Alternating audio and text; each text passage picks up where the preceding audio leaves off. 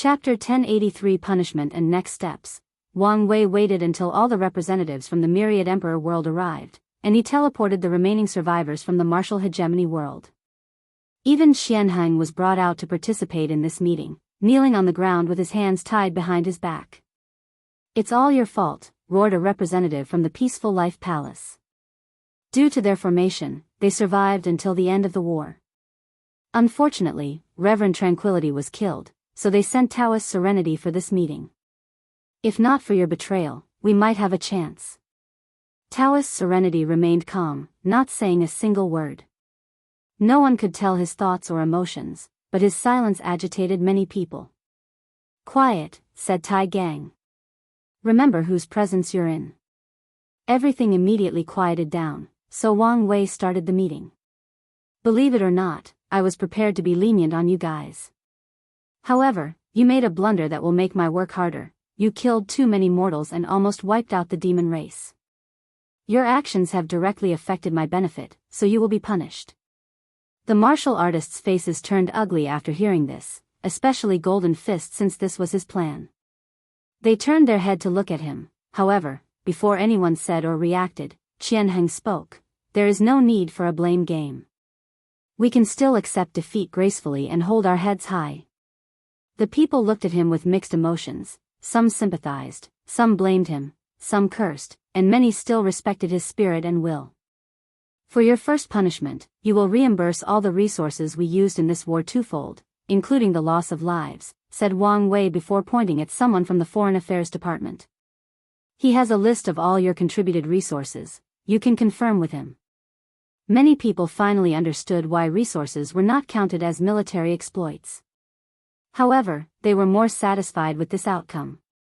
The origin of this chapter's debut can be traced to N0/V3L, B1N, second punishment. For the next 50 generations, all the divine positions in the lower realm will be under the jurisdiction of the myriad emperor world's court. You will still control the court in your homeworld, but the lower realm will not be in our control. This was terrible news for the martial hegemony world. The lower realm was vast and could bring too many benefits. But for the next 50 generations, they could only watch as another world used its resources to nourish themselves.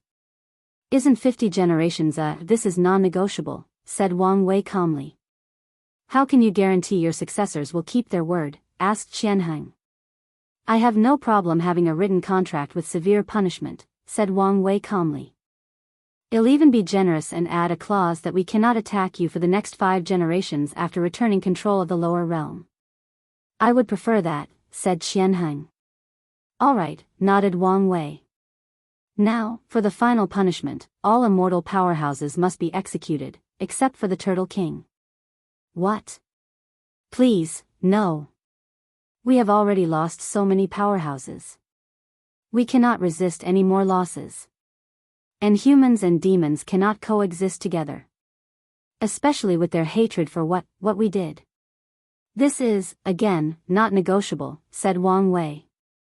"You guys will be a warning to any world that resists. They must be prepared to be weakened to the lowest level if they choose to resist us. If you leave us without any immortals, it will be easier for foreign worlds, like the Celestial Harmony world, to return and conquer us," argued Qianheng. "We have invested interest in this world, meaning we will protect you from anyone trying to disturb our wealth," said Wang Wei. The martial artists wanted to curse, yell, and even revolt but did not dare. Some of these people were alive during the Taoist occupation of the world, and it was humiliating. They did not expect to live long enough to experience such a thing twice. "Now, let's talk about what's going to happen to this world," continued Wang Wei. "If you had accepted our offers, we would have shared the merit for mortal civilization and demon school with you, but now, that's off the table. The only exception is the sea race, who offered us their allegiance. Turtlekin's projection, a 2-meter-long giant turtle, bowed to accept. The dragon promised me a share of the expansion in the lower realm. Will you honor your promise?" "Yes, but you should understand that your contribution to this war is insufficient to cover a large territory." "That's fine, but I would like a few worlds with a large demon population. I would like to migrate a few here." "That is the plan," said Wang Wei before snapping his finger to send a talisman to all the representatives from home. I've already divided the lower realm. This is not your first time, so you know what to do. Everyone quickly checked their territory, and the response was mixed. Some people, like Huafeng Huang, have received a large territory from the last time, while others have the same or smaller areas. The war room predicted that the lower realm might resist based on this world's response, continued Wang Wei. So, they've decided on a new approach. We will broadcast a recording of the war to the lower realm before publicly executing Qianheng as a warning. This should make the process easier. Qianheng clenched his fists, but he did not say a word or beg for his life. Although he felt humiliated, he had long understood this was inevitable when he decided to resist no matter what. Your Majesty, said Golden Fist. Will it just be death or? True death, said Wang Wei calmly. We want to send a message, and only in this way will people understand the consequences. Qianheng still remained quiet. He expected this outcome and had already made peace. His only regret was he could not pursue martial arts beyond the Emperor realm. But, he was satisfied that he proved the Dao and showed his master his Emperor tier axe Dao. Wang Wei raised his hand to stop Golden Fist from speaking further. The Heavenly Emperor position cannot remain without a leader, so Turtle King will take the position, announced Wang Wei, and his words once again almost caused a revolt. The Turtle King frowned before accepting the role. With such power, it will be easier to protect his kind and help the demon race recuperate. We will begin discussing the details. Any more questions? Asked Wang Wei, ignoring how these people were turning red. The negotiation process would not have been so harsh if they were not so stubborn and ruthless. I have a question, no, a request. Wang Wei looked at the person who spoke. He did not recognize this man, nor did he care enough to use his power to know. What is it? The man exhaled, most likely trying to brew his courage.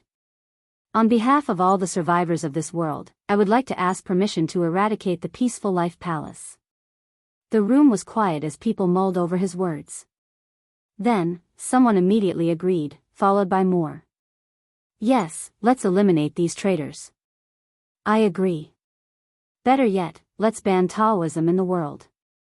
Taoist Serenity did not say a word, but anyone could detect the sad aura emanating from his body. No need for that, replied Wang Wei. Why? It's just this one request, asked someone. We don't want anything else, we just want to eliminate these traitors. I'm saying no because they are innocent, explained Wang Wei. What do you mean? They had no connection with the celestial harmony world. But you said. Your world was not harmonious, and I saw a weakness and exploited it, said Wang Wei with a shrug. These martial artists fell, and their minds were about to collapse. They did not trust the Peaceful Life Palace because of these words and killed many of them. They even removed their access to the formation, and now, they knew what they did was based on a lie and was useless. Taoist Serenity closed his eyes while muttering mantras under his breath. Their sect has spent years proving to the world that they were not outsiders and loved this world as much as them. Unfortunately, it was all pointless. What about the celestial demon cult? Asked Golden Fist, trying to control himself. He was a calm individual by nature and understood the brilliant strategic move of that lie, so he could not accept this news. Their ancestor was from another world community, and they have some connection there, but that's it. The new cult leader was calm since he did not experience the same thing as the Peaceful Life Palace. These martial artists were smart and knew they needed their powers for the war, so they were not as aggressive. Of course, the fear factor from the Demon Star Eye Emperor also contributed to their reservations. Regardless, the cult leader was glad their names could be cleared to prevent problems in the aftermath of this war. If you find any errors, ads pop up, ads redirect, broken links, non-standard content, etc., please let us know each report so we can fix it as soon as possible. Chapter 1084 The Treasury. Qianheng closed his eyes. He thought he could accept whatever occurred in this meeting with a calm mind, but he was wrong. He also did not trust the Peaceful Life Palace, so he did not advocate for them as much as he should. He even closed one eye when the people attacked them. If he had controlled his distrust of foreigners or thought more rationally and talked his people into leaving after this war to deal with the issue of the Peaceful Life Palace, many things would have gone differently. Your Majesty, we have a request as well.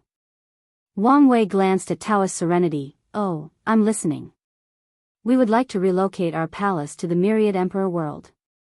As soon as he uttered these words, the atmosphere in the room changed. The remorseful martial artists suddenly felt more guilt and regret. Now that they knew the peaceful life palace was innocent, they did not want to lose an emperor lineage with 5 great emperors. The Western Bliss sect representative frowned, while the Tai Profound Palace and other Taoist lineages had shining eyes. Are you serious? Asked Wang Wei. Yes, and we are prepared for a full relocation. We will change our citizenship identity and change our cultivation system. We only ask to preserve our Taoist traditions. Qianheng wanted to say something but was too ashamed, especially to Reverend Tranquility, so he kept his mouth closed. Interesting, uttered Wang Wei. And you don't blame me for falsely accusing you and causing so much pain and loss? All is fair in war, replied Taoist Serenity. I'll allow it, said Wang Wei with a smile. Since such a powerful sect wants to move into his world and increase its inheritance, why should he refuse? He turned his head to the corner to Daoist Evergreen, the department head of General Affairs. Help them with the transition and treat them like our own.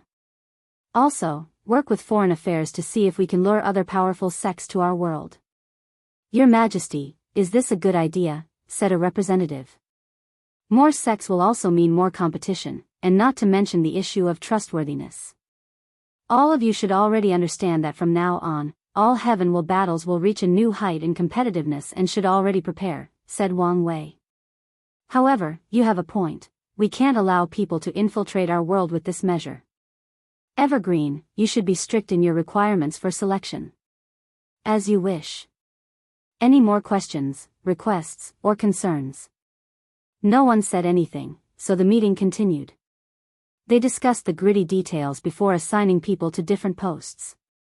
After Wang Wei dismissed everyone, the people scattered. Some people stayed in this world to help it recuperate, some went to use their military exploits to increase their strength or get more resources, some returned home, and the rest started the expansion in the lower realm. Wang Wei was alone in the room, thinking about the war. He successfully gathered enough data for training and simulations, but it was not enough. The martial hegemony world was in a semi-isolated state, meaning they had little to no connection to other world communities, and they separated themselves from their lower realm. Many of the Myriad Emperor world's future opponents will not be like this. They will have reinforcements from foreign allies and a large pool of soldiers from their lower realm. There is still a long way to go, muttered Wang Wei before looking in the distance. It's a shame no one came to their aid. He stood up, preparing to drink with Li Jun, when he suddenly noticed someone and teleported to them. Kai Song looked around at the destruction of the world, the injured mortals and cultivators, the violence, the cry of pain and despair, and the blood atmosphere that had enveloped it. What are you doing? Sect Master. You scared me. I'd been here for a few seconds and even showed my presence, but you were too distracted to notice. Sorry about that. I was deep in thought. About what? I'm designing a puppet that embodies war and slaughter. Inspired by this war? Yes. You should consult Li Jun. I will, but I'm still in the early development stages. If you need help, don't hesitate to ask the sect. I know. Wang Wei nodded before frowning. Is something the matter? I just thought of a place that might contain a puppet you're interested in. Oh, where? The Great Qin Treasury, replied Wang Wei. He realized had been putting this thing off for a while, and now was the time to open it. Great Qin? Are you talking about the terracotta warriors? Kai Song read the sect's secret archive and learned about Great Qin and its history. Can you take me with you? No, it might be dangerous, replied Wang Wei. After I open it and get my hands on what's inside, you can study it as much as you want. All right. Wang Wei chatted with her briefly before leaving to see Li Jun and had a drink. He did not immediately return and stayed until Qianheng was publicly executed, and he ensured he was completely dead. The world then forgot their first heavenly emperor, and the Palm Peak sect lost an eternal. Xian Heng's master committed suicide right after witnessing his disciple's public execution. In some twisted way, he was lucky he died so quickly, as he would have to forget him instead. Wang Wei returned to his court, and without hesitation, he summoned the human destiny sword and quietly activated it. He immediately sensed a hidden pocket dimension and crabbed it into the court. He used his divine sense and fate Dao to check for danger or anything worth paying attention to, but there was nothing. So, he entered without hesitation. The human emperor left a trial for whoever the sword chose, but this was nothing for Wang Wei. He debated whether to pass the test or just bypass it. His hesitation was not out of fear that his actions would activate a hidden mechanism to destroy what's inside. That's not possible with the disparity between his current strength and the human emperor when he created this thing. His only worry was whether the human emperor would send a projection to contact him, which is also why he waited so long to open the treasury. Knowing the human emperor was the first Qin emperor and from Earth and the prehistoric world, Wang Wei wanted to meet him only after becoming a paragon. After mulling it over a second, he decided to bypass the test and went directly to the core. Many puppets and formations tried to stop him, but it was useless. Once he reached the core, he found 5 rooms. The first room contained an enormous garden with countless well-preserved spiritual herbs, many of which were now extinct. Wang Wei sensed the power of the Grand Dao source and flew to an isolated area. These herbs have been nourished for so long that they've become top emperor resources, he muttered with shining eyes. He waved his hand and put everything in this garden away before heading to another room. The second room contained many weapons, including emperor artifacts. However, what truly surprised Wang Wei was the 2 Dao Will artifacts that survived for this long. He was intrigued and investigated, realizing that the formation used to preserve these artifacts was unique. Miscellaneous one should love this formation, thought Wang Wei before collecting it. The third room was Kai Song's heaven. Hundreds of millions of puppets, and at the front, Wang Wei saw terracotta warriors, which were immortal tier puppets. Wang Wei found something interesting, and it was not the 2 eternal class puppets. He picked up a gray ball to analyze. This is perfect for Kai Song. The gray ball was a puppet embryo. After refining it, the owner would own a puppet that grew with them. From his divination, Wang Wei knew this thing would also become emperor grade after its user proved the Dao.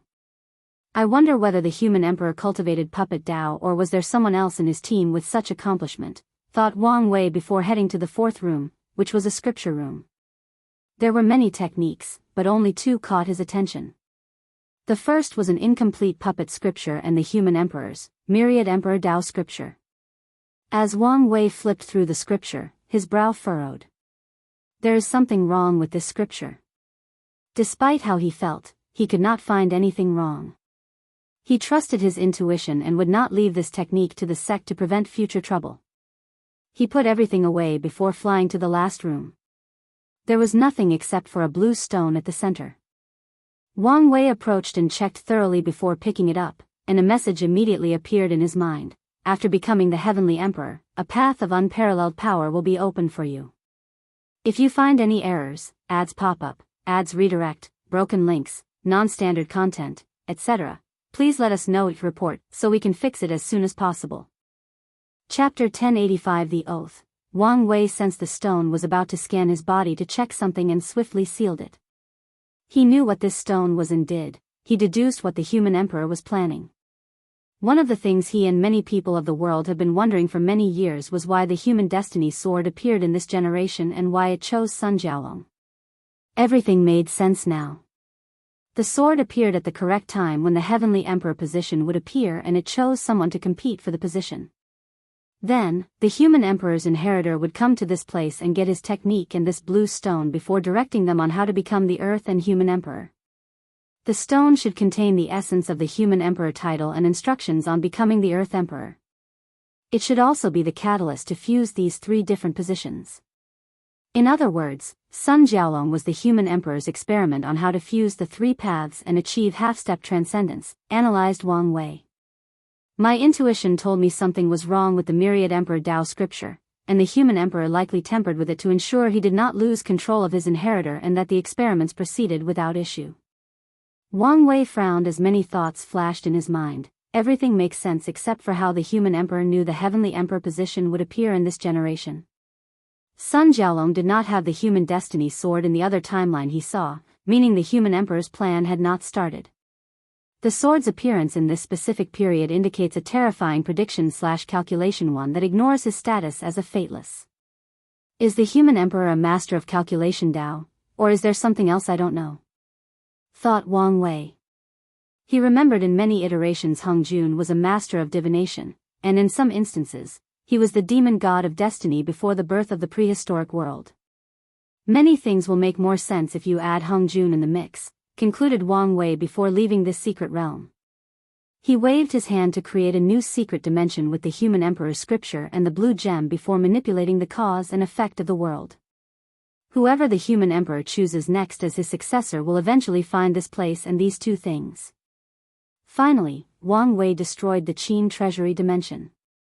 He looked in the distance and muttered, there might be another experimental pawn. Wang Wei returned to the sect to hand over the thing he acquired while asking Elder Dan and others to use the resources needed for his training. He told Kai Song about the puppets and the technique before summoning Li Jun and Yan Liling. I just saw you. Is everything all right? Asked Li Jun. I think it's about time for you two to prove the Dao, said Wang Wei. Isn't it a little too early? Asked Yan Liling.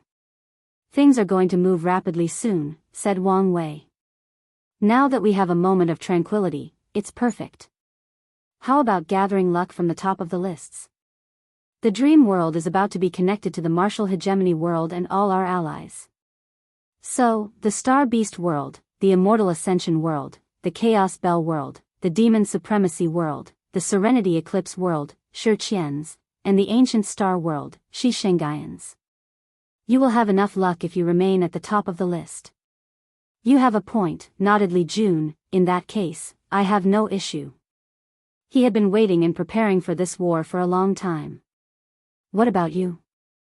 I want to refine a Dao pill before I prove the Dao, said Yan Liling. It should not be a problem once your soul reaches the level of Dao ancestor, and you can borrow the power of the grand Dao source. Yan Liling nodded. I'll supervise your training, added Wang Wei, and he kept his word. He ensured Li Jun's body and Yan Liling's soul reached the pinnacle of 5 root. Afterward, he focused on training their Law and Di realm. These two restarted cultivating from Tier 0 and made each cultivation realm unique, all to get a minimum of 3% Grand Dao boost from Dao Will. Wang Wei found this method more effective than training the Dao Will after becoming an emperor. This plan was now easier to execute, even for Li Jun, because of his increase in talent and because of their access to multiple cultivation systems. They can draw inspiration from them, and Wang Wei will give ideas. The next step was to increase law comprehension and train willpower. Li Jun did not need the second training as Wang Wei knew will manifestation would be easy for him, and he would also achieve a 5% boost due to his willpower. So, Yan Liling focused on training her will while listening to the preaching about Pill Dao from Wang Wei, and Li Jun needed to listen to the preaching and prepare for his Emperor Slaughter Soul. Both of them had enough resources to refine ultimate artifacts. Lastly, Wang Wei preached about existence to them until they understood a little bit, just to increase their odds of becoming Eternals. By the end of this training session, they both achieved a golden law tree. The only disappointing part of this training lesson was Yan Liling's fleshly body, which was not as high as he wanted. However, he accepted the result because she only cultivated it to ensure a relative balance between her essence, spirit, and qi. 12,000 years passed outside, and many noteworthy things occurred. The martial hegemony world side was completed, the world was repaired, and the demon schools, dream world, enlightening temple, mortal civilization, and mortal craft Dao had spread throughout the entire world community. The benefits were divided, and Wang Wei received the largest share. Yan Liling succeeded in refining the Dao pill, and the world celebrated her as the greatest alchemist of her generation and maybe throughout history. Li Jun remained at the top of the list despite fierce competition from all 7 worlds, 8 if you count the Myriad Emperor world. Meanwhile, everything entered a quiet state through other world communities in the lower dimension. Everyone knows it is the calm before the storm and has just been waiting. Are you ready? Asked Wang Wei, holding a small star in his palm. I am, nodded Li Jun. I'm going to ask one last time. Are you sure you don't want to compete in another generation? I do. Li Jun knew this was an opportunity for him instead of a burden. Good. Wang Wei sacrificed the essence of the nine-devil god world in his palm to heavenly Dao, asking to exchange it for a heaven will. This method worked as a heaven will descended before him, and he motioned to Li Jun. Li Jun did not immediately absorb it but made an oath. I solemnly swear, after escaping the shackles of death, I shall take on the burden of samsara as the Earth Emperor. And until heaven and earth deem that I have repaid my karma and free me, I shall not be affiliated to anyone or faction. Heaven and earth changed as soon as he stated these words, but no one noticed, as Wang Wei blocked all sights and visions. A chain descended from the sky and entered Li Jun's sea of consciousness. Heavenly Dao accepted his oath. Then, he finally absorbed the heaven will. Wang Wei waited with bated breath as two golden lodi appeared behind Li Jun. He knew the moment of truth was approaching, and when he saw the last lotus, he sighed in relief. From today on, I am the Crimson Slaughter Emperor, declared Li Jun, but his voice had not spread. His aura was intense, exuding the power of sixfold. 5% for awakening, 3% for Dao will, can improve, 5% for will manifestation, 5% for artifact, 2% force control skill, can improve, 5% for the Slaughter Emperor's soul, 3% for his Slaughter Spear Source technique, and 2% for Su Shi's obsession technique, thought Wang Wei with a smile. His plan had worked. True heavenly Dao did not balance him because of Li Jun's oath. However, it's not over. Li Jun started to build the samsara court so he could take his position as the Earth Emperor. However, a black cloud swallowed him before he could react. Wang Wei's face changed, and he rushed over, but there was no one. He immediately summoned his fate Dao to find out what was happening, and only then did he relax. Who are you? Asked Li Jun, looking at the enormous red face with two horns and a crown before him. He had to calm down as his intuition told him this man was scary, even scarier than his big brother. I am the Jade Yama King, and I will judge whether you're worthy to be the Earth Emperor, the red face declared. Yama King?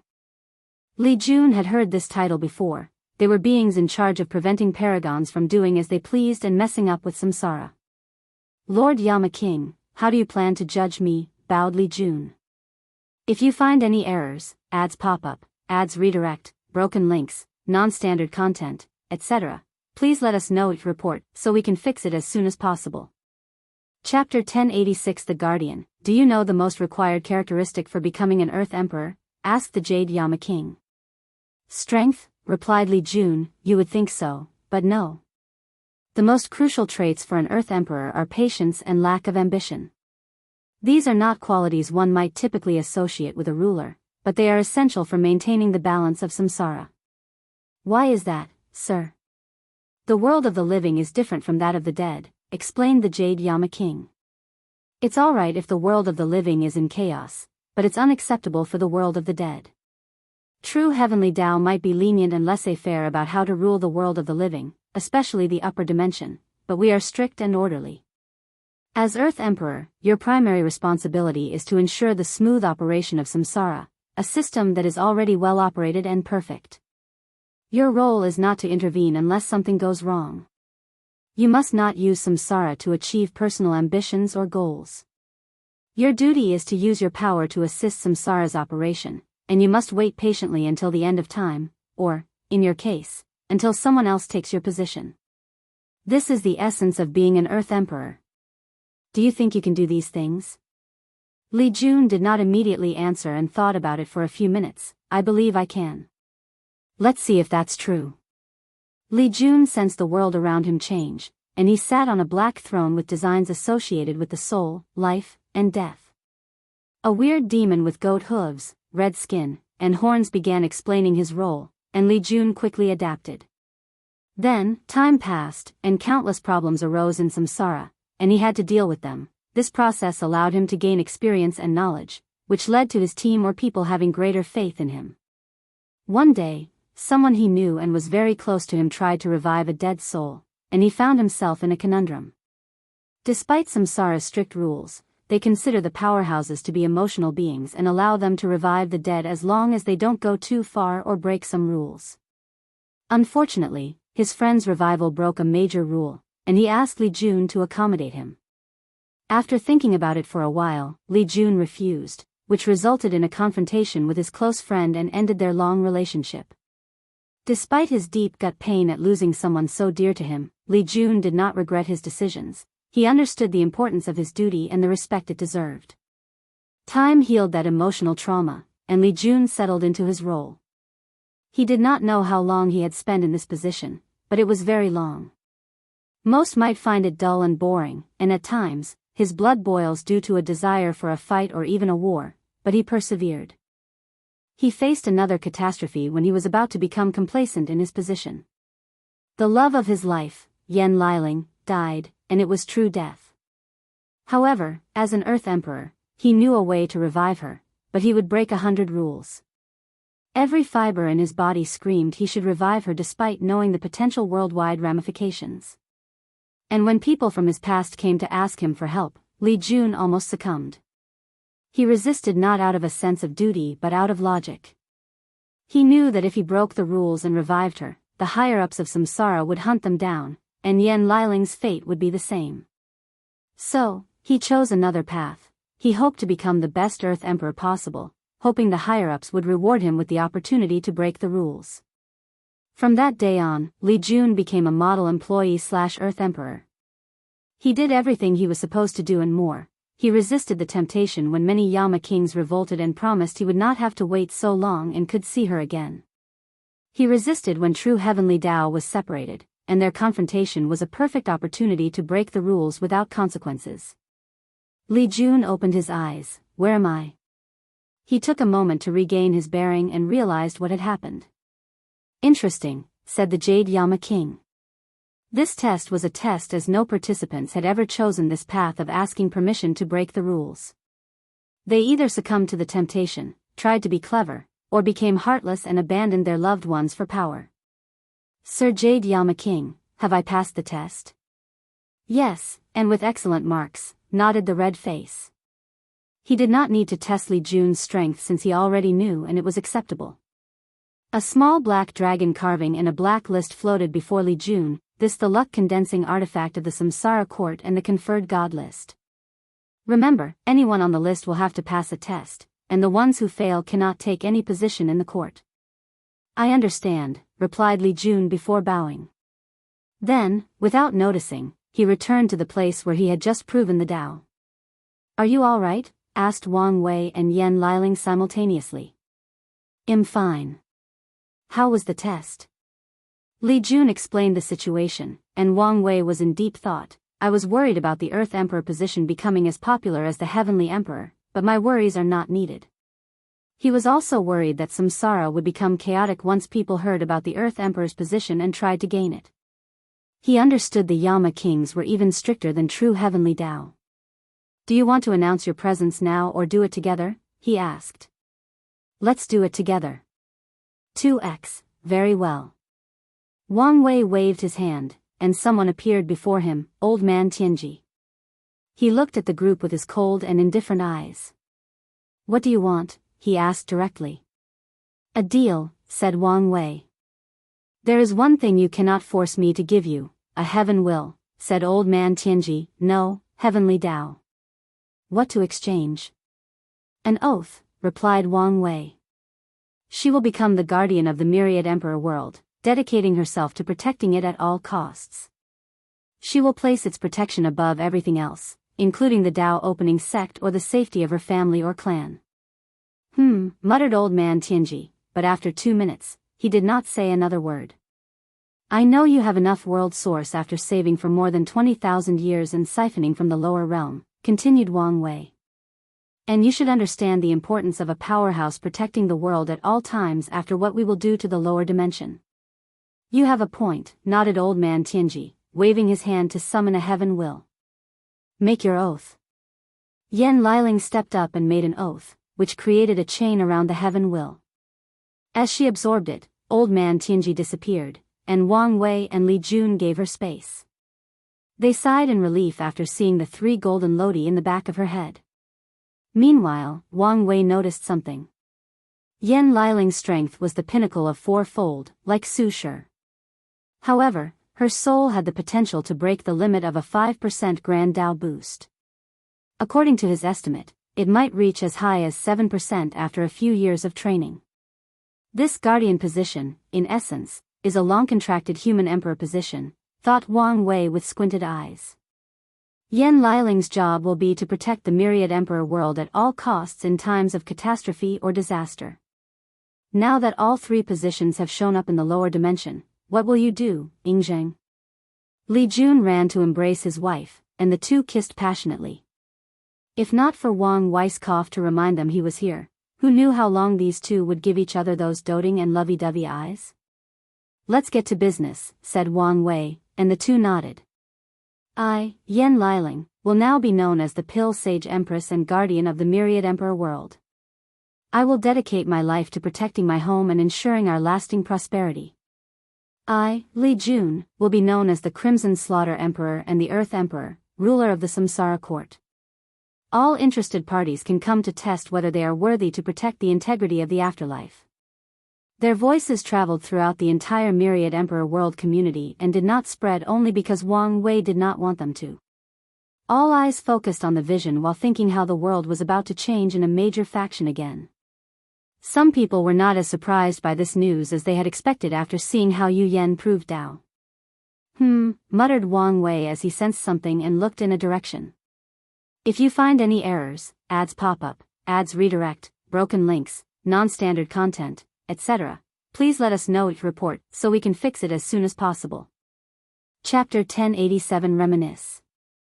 Limbo, the place between life and death, between existence and non-existence, where space and time have no meaning. The human emperor sensed something in the world of the living, so his consciousness was activated. All 3 positions appeared in the lower dimension. Even the Earth Emperor position. In his plan, the Earth's position was the most difficult because of those damn Yama. That's why he's been trying to find a way around through the Earth Emperor, one of the 7 moons. This was not part of my calculations, he thought. He suddenly had the urge to check into the world of the living. However, a few reasons prevented him from doing so. He did not dare show up due to how Supreme Unity felt about everyone else in Limbo, and he also sensed the blockage of the lower dimension. So, he could not access the lower dimension unless he could contact Maitreya and become indebted to her. This might not be a bad thing, thought the human emperor. Ultimately, Lu Ren, Earth Emperor's name, is a fake, and I will need the essence of the real Earth Emperor for my plan. Maybe my pawn in the lower dimension will be the key. After making a decision, he sent a message to the Great Qin Saint Court so they could prepare for his return and gather information for him. Eternal Ascension World, Primordial Chaos, a pale green flame surrounded the Earth Emperor's body, holding off a colossal humanoid creature with black skin, for spider legs from his spine, and fangs. The creature kept punching him with all 6 limbs, and the Earth Flame used the flame to block. His face was pale, and he was sweating profusely. The Earth Emperor suddenly sensed something, which caused him to pause his action. The fiend god took this opportunity to blow his head off, but he reacted in time as a bone helmet appeared on his face. Why are you distracted? Yelled the Time Eater in his mind, but Earth Emperor did not explain. He sensed something very important to him had happened in the world, but he could not deduce any more information while in this forsaken place. Are you listening? Shut up, yelled the Earth Emperor. We're holding on because you said you had a plan. How long do we have to wait? Just a little bit more? Heaven knows how long you've been saying the same thing, countered the Earth Emperor. It hasn't been that long, rebutted Time Eater. But even if it was, what other choices do you have? If not for me, all of you would have been dead by now. Earth Emperor gritted his teeth, but he must admit it was true. Regardless, this did not change his frustration, so he snorted coldly while focusing on this battle. He wanted nothing more than to return to his dynasty and use whatever means possible to know what changes had occurred. However, before they could buy themselves some breathing room, he could not reveal the truth to prevent any of these people from messing with his plans and benefits. Prehistoric world, Hongjun sensed something and opened his eyes. He turned to look in the distance and muttered, "Has Yingzheng's chance of becoming transcendent increased? It seems things are proceeding smoother than I anticipated." He then frowned. These two might become enemies over nothing. His experience has told him that these people from Earth do not like having the same kind in the same world. It's okay if they meet from different worlds and become close, but once they know someone is in the same place as them, their first instinct is to eradicate the other. The kid seems more rational, and Yingzheng was never influenced by modern media, so they should be fine, concluded Hongjun before looking at the world. Lao Jun is about to become a paragon? That's something. Hongjun could not help but sigh. The prehistoric world was flawed, resulting in the saint system and other cultivation systems from other pantheons. After knowing the possible consequences, Hongjun encouraged the saints to send clones to reincarnate in other source chaos worlds and walk the emperor path. Unfortunately, Grand Dao disdained anyone from this world and ensured all the clones suffered terrible fates. Only after countless trials, tribulations, and planning from Hongjun, did the saints finally cultivate a clone that proved the Dao and returned to the prehistoric world. Of course, things would not be so simple even after such a victory. They then discovered that comprehending the Grand Dao source in the prehistoric world was 1,000 times harder than in any other world. As such, after so long, only the clone of his first and most talented disciple, Taishang Lao Jun, succeeded in becoming a paragon. Meanwhile, the others are either Empyreans or still emperors.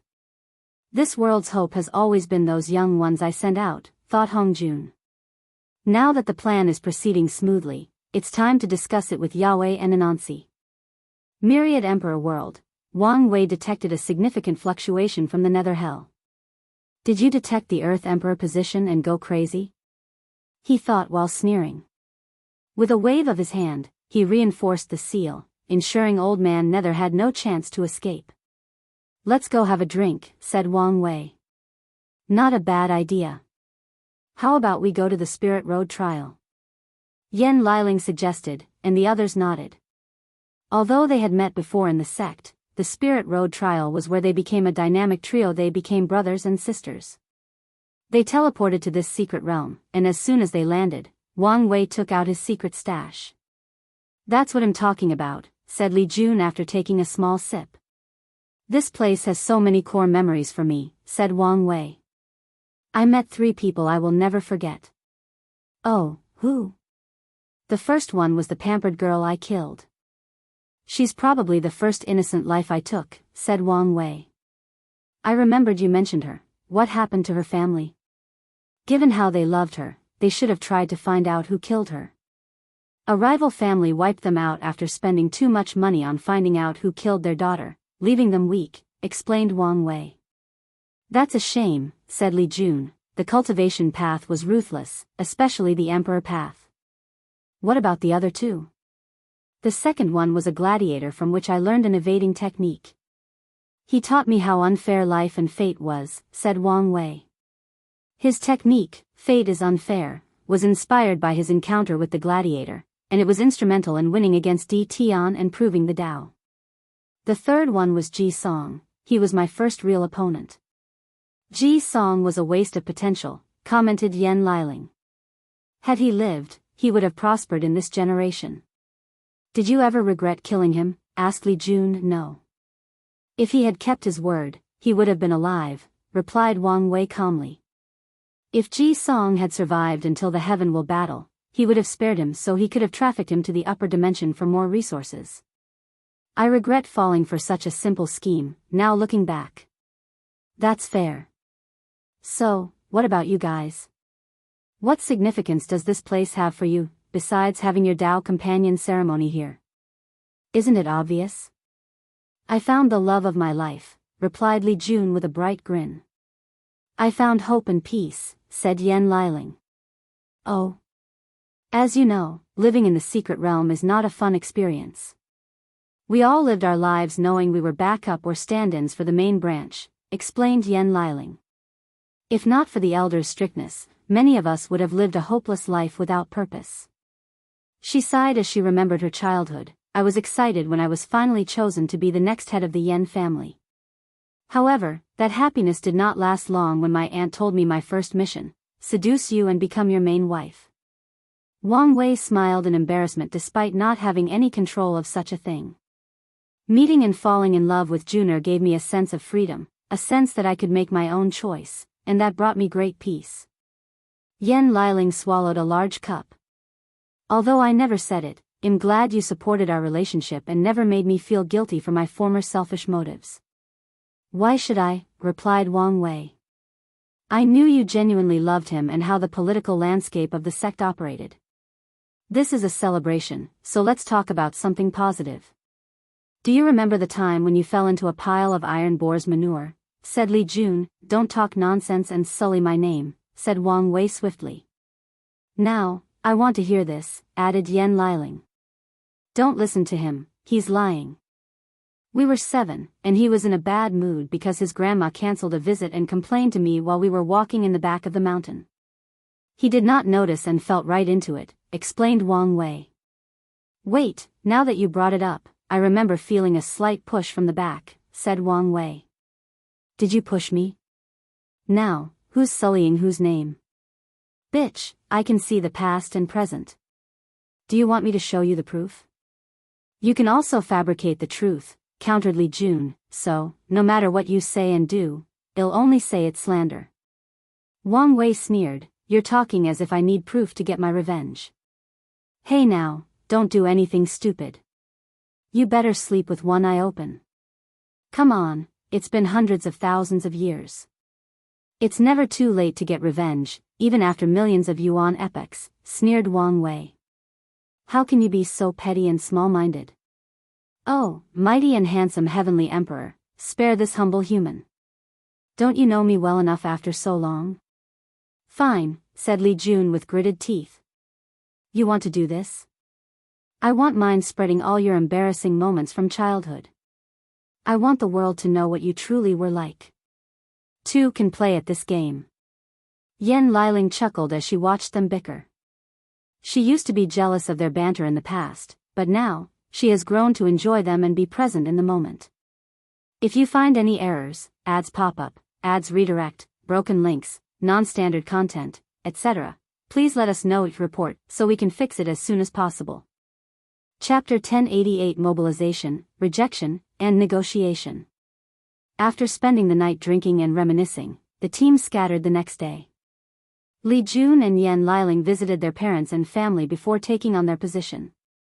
Yan Liling created the World Guardian Mountain, which will be her main location for quite some time. She will spend her time cultivating and refining pills, most of which will be stored as reserve in case the worlds enter a period of emergency/catastrophe, while the rest are for her. The good news is Heavenly Dao will provide the resources for these pills. After suggestions from Li Jun and Wang Wei, Yan Liling hired a few people so her mountain would not be lonely. Meanwhile, Li Jun started recruiting for positions in the Samsara court. People were surprised when they learned there were no restrictions or limits to who could participate in this selection, even people from other world communities. However, they soon understood why after seeing the difficulty of the Samsara court's test. After returning to the court, Wang Wei prepared for the future by first checking and testing the result of his training. In the past 10,000 years, his fleshly body cultivation reached the third step of the Dragon Phoenix realm, and he passed all 800 side door tribulations. He could feel the limit of his bloodline was approaching. Wang Wei knew once he opened the gate of power, his body would reach tier 11, but his bloodline would stay at peak tier 10 revolutions, until he completed the 11th revolution of the technique. Wang Wei then checked on the Genesis fruit, and things were proceeding smoothly. After the war, he fed it a few immortal sovereign bodies, significantly accelerating the gestating speed. He then activated a communication array to contact Shi Shangyan. I did not think you would wait so long to contact me, said Shi Shangyan. I was busy with something important, explained Wang Wei. He always felt a duty to ensure that Li Jun and Yan Liling proved the Dao, so he focused on achieving this goal over the past 10,000 years. And now that he had succeeded, he felt a heavy burden lifted from his shoulder, and his mind even experienced a slight sublimation. That's understandable. Wang Wei was not in the mood for chit-chat, so he asked directly, any news from your family? Yes. According to them, a prophecy has placed the Eternal Ascension world in the center of an upcoming turmoil. Many worlds have eyes on us, and some have already acted. A prophecy? Asked Wang Wei with a frown. He now knew why the parasites were temporarily unavailable, but the more valuable information was about this prophecy. They didn't tell me much, but they warned me that something major was about to happen. Something major? If other worlds are interested, then it can only be something that affects the entire chaos universe. The Third Origin War? Whatever it is, it will definitely involve achieving transcendence, analyzed Wang Wei. Thank you for the information. No, I should thank you. Our clan was cut off from any news, and your information was very useful, replied Shi Shangyan calmly. They ended the conversation after a brief chat, and Wang Wei was left to his own thoughts. He realized time might be running out. If he does not hurry, he might be caught up in a chaos universe-wide event without being prepared. He could imagine how much he would suffer if an event similar to the Second Origin War occurred and he was not even a paragon. Let's get things moving, he thought before contacting someone else, Tong Ruobing and Yen Liling.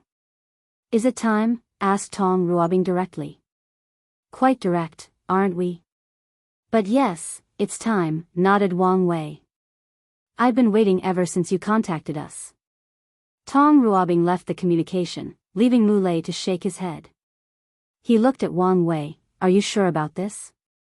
I know about your strength, but the Commerce Hub is a giant for a reason. Who knows what kind of trump card they are hiding? Unlike these people from the Myriad Emperor world who only recently returned to the Endless Void stage, his sect has been dealing with the Commerce Hub for eras. As such, he had an inkling of their deep foundation and what they were capable of. I don't deal in absolute, but am confident, replied Wang Wei. That's good. Mu Lei ended the conversation and prepared for the expansion of the Star Beast world.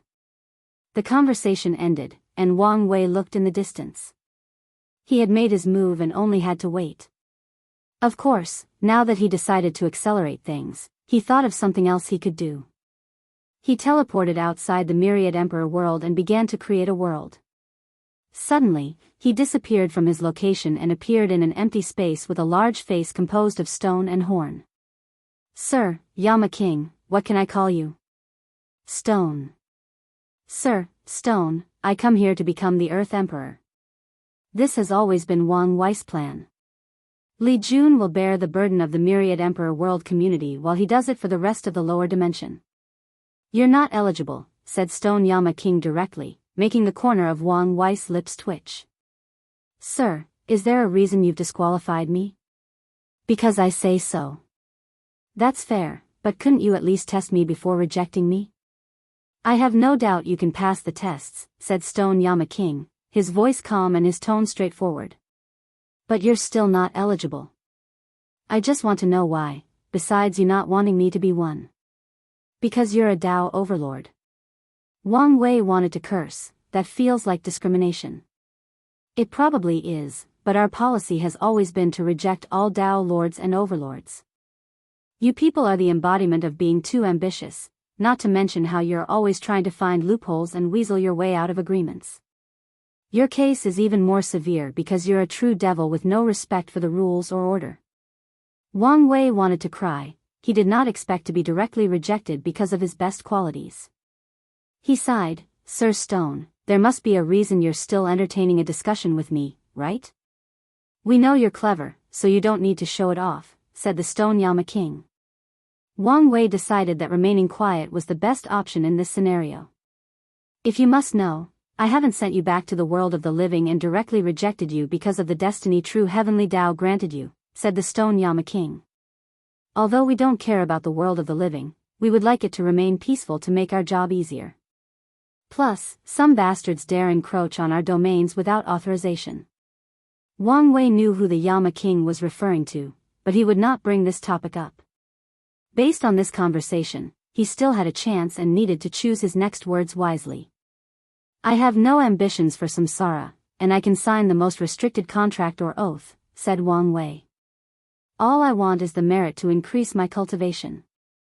As you know, I have a heavy destiny on my shoulder, and I want to survive what's coming next. Uttered the stone Yama King, and Wang Wei swiftly caught on that he would not say more. My strength is enough to bear the burden of the entire lower dimension. In the grand scheme of things, that's nothing, but it's still useful.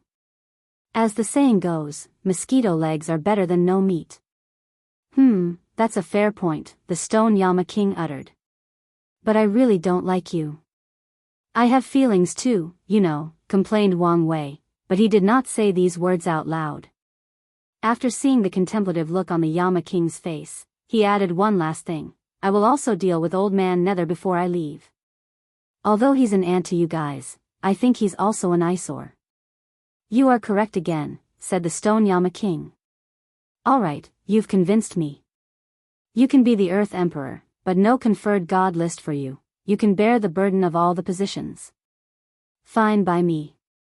Although it was much more work, it also meant more benefit or merit. Sign the contract. A black golden parchment materialized before him, and Wang Wei read every word and checked every corner. The contract was very direct, telling the rules he needed to follow and the severe consequences of breaking them. Wang Wei signed it after not finding any fault with it, and the stone Yama King granted him a luck condensation artifact for his court before kicking him out without any word.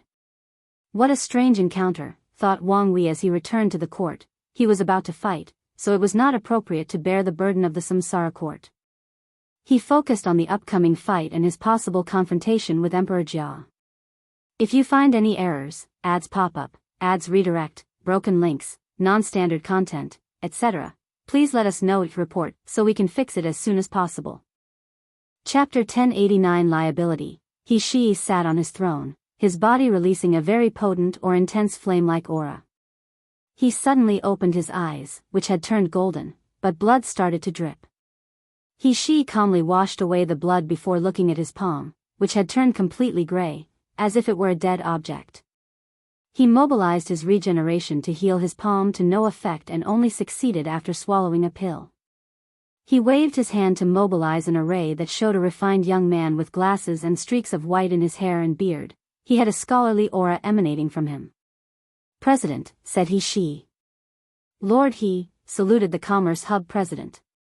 Excuse me, for I will be direct given the situation. We just received news that the Star Beast world broke our rules and started invading the endless frozen world. You should understand what this means. He understood. The endless frozen world is the closest world to the Star Beast world, with only a pseudo-eternal emperor. Although he acquired a unique avatar chi that allowed him to create 9 perfect clones with all his strength, this would not change much. Everyone knows the Star Beast world will win this war, so why the focus? It's the significance behind the invasion. The Commerce Hub forbade any of its members from invading each other and spreading the courts and other influences. But now, Muley and his wife have blatantly challenged the commerce rule, forcing them to act. If they do not respond, all the respect, prestige, and power built over trillions of years will be destroyed. So, no matter what, they must sanction and punish the Star Beast world, which in turn meant fighting the first heavenly emperor, Wang Wei. I know, replied he, his voice extremely calm. Then, according to our agreements, are you prepared to act? He paused. If it were up to him, he would want to wait a little longer to better prepare. I am. Reassured, smiled the president. Do you need any help? Don't hesitate to ask. No need for now, replied he. Very well. Well, await your good news. The array ended, and he was left to his own thoughts. He took many resources from the Commerce Hub in exchange for fighting and dealing with Wang Wei. His actions allowed the Spirit Genesis sect to recuperate, but now, it was time to repay his karma. He's eyes penetrated the distance to secretly observe Gao Buqin and Desolate One. He considered for a moment to kill these people, knowing their affiliation with the Dao opening sect, but he knew Wang Wei would never allow such an eternal powerhouse to die and would intercept him. He did not want their battle to take place in the battle spirit world and destroy it in the process. He activated the formation a second time, and an all-black shadowy figure appeared opposite him. I already know who you are, so why the theatrics?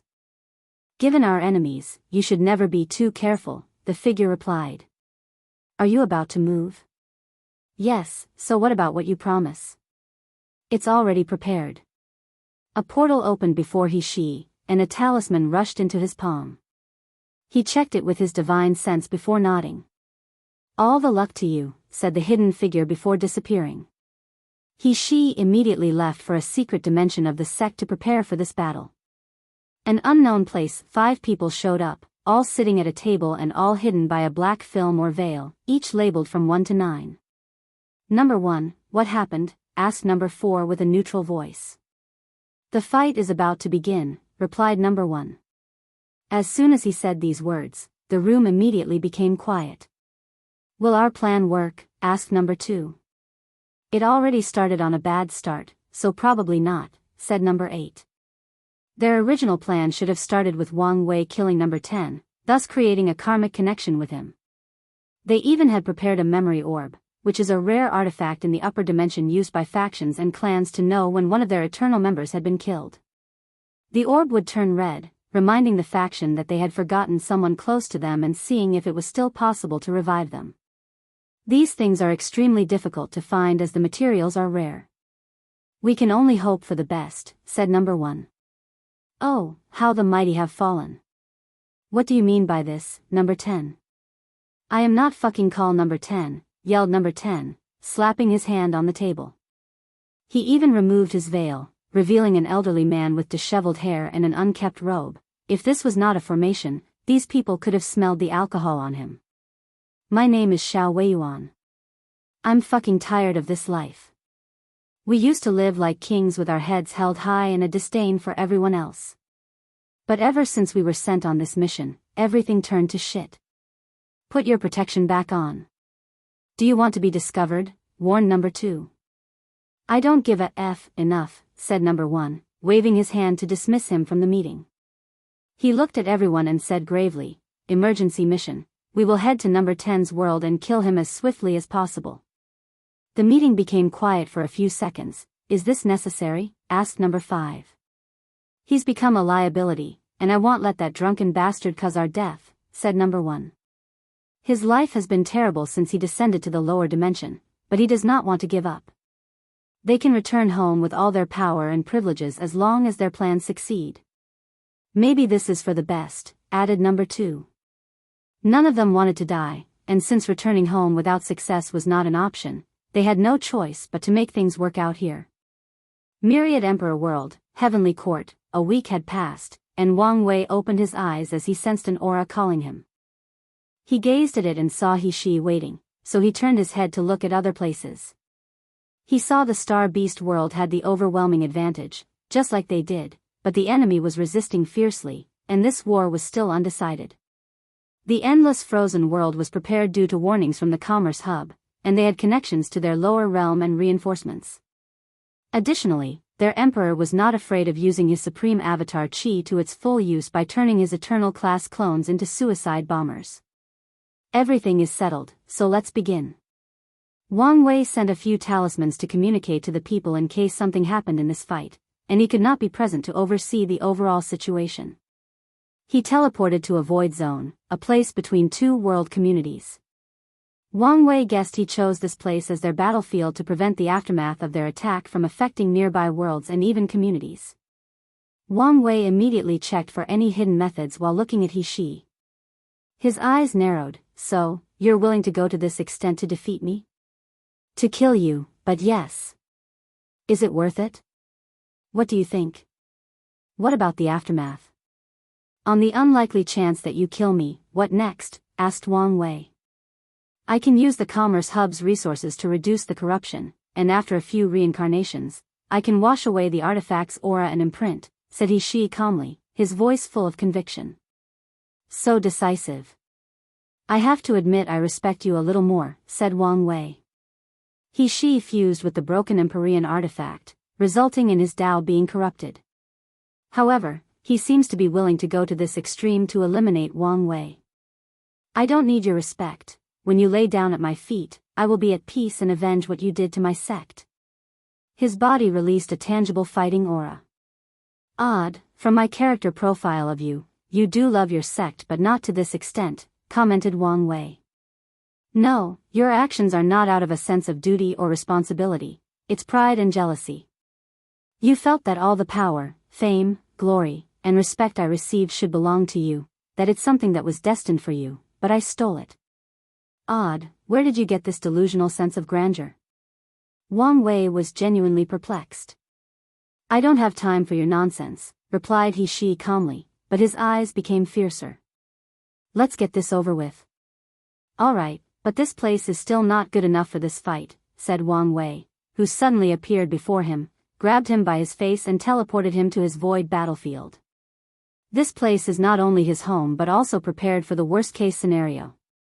If you find any errors, ads pop up, ads redirect, broken links, non-standard content, etc., please let us know each report so we can fix it as soon as possible.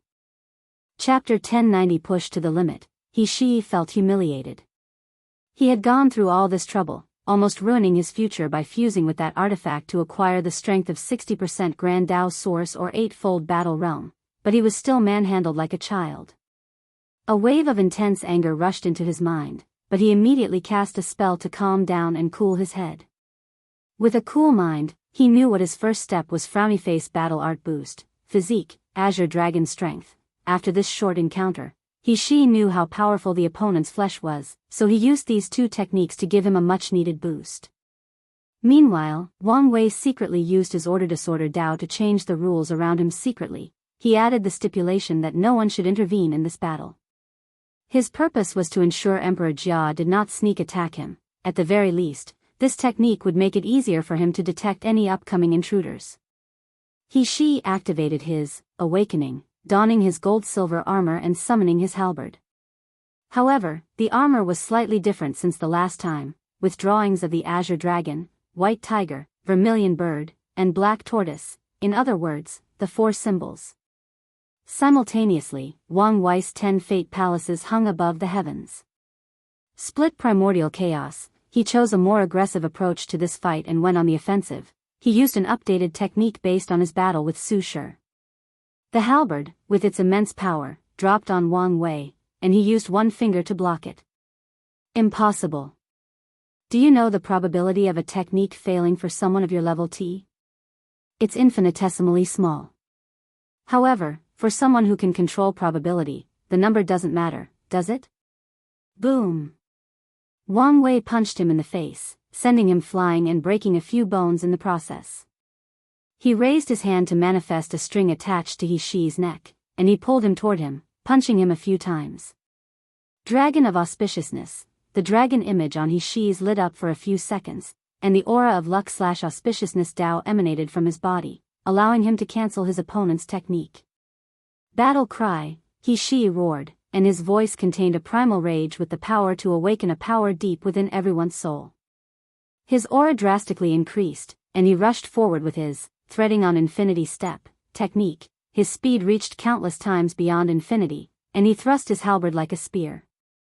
Wang Wei used his right hand like a spear and clashed directly with the weapon. His Yin-Yang Dao removed the majority of force or power behind this attack, thus pushing He-Shi's weapon away as his hand headed directly for his chest. A bright flame came out of He-Shi's armor to delay Wang Wei's hand before he used a parry technique with his left hand. Wang Wei felt his own strength was redirected at him, and he secretly praised the subtleties of this battle technique. Sadly for He-Shi, he was beyond a master at controlling force or strength. Boom! He-Shi's left exploded, but he suddenly inhaled and absorbed all the blood and qi. His aura again increased. Some kind of self-sacrifice technique to boost strength? Analyzed Wang Wei. Roar of the War God. He-Shi opened his mouth to roar, releasing a potent sonic skill that could shatter hundreds of heavenly worlds. Roar of Fate. Wang Wei returned the fate and also roared, and the result was He-Shi's body exploding into a blood mist. Sadly, a flame appeared in the distance, and he appeared perfectly intact. His Dao is no longer battle, but a combination with the 4 symbols. For symbol arrays, the phantom of the 4 creatures appeared behind He-Shi in a circular shape before fusing with him. For cardinal exchange strike, as the halberd approached, Wang Wei found his senses becoming chaotic, north became east, the south became west, up became sideways, and so on. In a moment, he became someone with the worst sense of direction and spatial coordination. More importantly, this change did not only affect his normal senses, but his divine sense, and any sensing techniques would be the same. Swish. Wang Wei calmly evaded this technique. So, how did he do it? Did he use yin-yang to revert his lost senses, use luck to evade, or maybe use his ancestors' evading technique? No, he simply adapted to this abysmal sense in less than a nanosecond due to his absolute control over his body. In other words, it became normal for him. Monster, thought he with gritted teeth. Wang Wei waved 2 fingers and used the negative freedom of life technique to kill his opponent. At this point in time, it can be said he's playing around as he used his freedom Dao to do something his life-death Dao would be more efficient at accomplishing. He disintegrated, not from an atomic level, but from a conceptual level. Less than a second later, a black tortoise phantom materialized in the distance, and he replaced it as it disappeared. According to the 4 symbols, the phoenix is the symbol of rebirth, and the black tortoise represents endurance, thought Wang Wei. Do I have to kill this bastard 4 times to push him to his limit? Despite how it looked, he has not been playing around, he's constantly on guard. To prepare for this fight, he has run countless scenarios, including the worst-case scenario in which Emperor Jia teamed up with Old Man Nether and released whatever Lovecraftian creature was in the abyss gap. He used another stat-boosting technique, Rage of the White Tiger. He could sense the dead gray spots all over his body, signaling that he could not bear much more power from the artifact, but he did not care, his mind was focused on one goal. 67% Grand Dao source, but his body is collapsing, analyzed Wang Wei. Almost there. He rushed forward and used a time-based attack. The 4 symbols symbolize the 4 seasons, and their rotation represents the passage of time. Hua Fenghuang once used a similar technique. Using a time technique on a master of time Dao? Now, I know your new technique influenced your mind and reduced your battle IQ, said Wang Wei, who ignored the time reversal of the halberd as his hand grabbed He-Shi's head. He used his life and death Dao to absorb conceptual level life force from his body. He-Shi immediately became a dried mummy before his body scattered like sand blown by the wind. A blue dragon phantom materialized, followed by He-Shi's body. However, he was not perfectly intact, as his left eye had turned gray like a statue or stone. The vitality of the blue dragon, thought Wang Wei, using his understanding of the 4 symbols to analyze his opponent's technique. The last one should be the protection of White Tiger. He immediately used another boost technique, Black Tortoise Stamina. Wang Wei went on the offensive after detecting that He-Shi's strength had reached 68% Grand Dao source, approaching the ceiling of the battle realm. So, he wants the remaining death to come as quickly as possible to see what will happen. Fate Prison. He found himself captured by a cage made of silver-gray strings. His instinct activated, and he wanted to use whatever means necessary. However, he suddenly felt that all his moves were predicted in this place. No, not just his move, but everything about him was predicted or predetermined: his birth, parents, personality, experiences, memories, thoughts, choices, future, all possibilities, everything that constituted his existence was already determined. This fact almost destroyed his mind. The providence, the inevitability, the lack of choice, freedom, and free will was too much and overwhelmed his mind. He could not move despite desperately wanting to. Then, he committed suicide by blowing up his soul and body. Then, as Wang Wei predicted, the spirit of the White Tiger revived him one last time. Wang Wei did not hesitate to use his destruction sub-Dao to annihilate this new He immediately. Although his strength was now technically on par with Wang Wei, 69%, there were still some minor differences. He released a powerful shield with the colors red, blue, black, and white, resisting the palm of destruction for more than 5 seconds before it was broken and annihilated him. Meanwhile, Wang Wei was on high alert, waiting for any signs or changes. If there were a time that Emperor Jia or anyone else would interfere, it would be now. As he predicted, a new He appeared before him despite already using all 4 lives of the 4 symbol mirrors. His body, which had previously had his eyes and left arm turned gray, was in perfect shape, without an ounce of injury. More importantly, his aura was now peaceful and less volatile and aggressive. Wang Wei squinted his eyes. This is. If you find any errors, ads pop up, ads redirect, broken links, non-standard content, etc., please let us know. Report so we can fix it as soon as possible. Chapter 1091 Unexpected Truth. This is a unique and potent talisman, thought Wang Wei. He negated all the damage from fusing with the artifact while retaining his strength.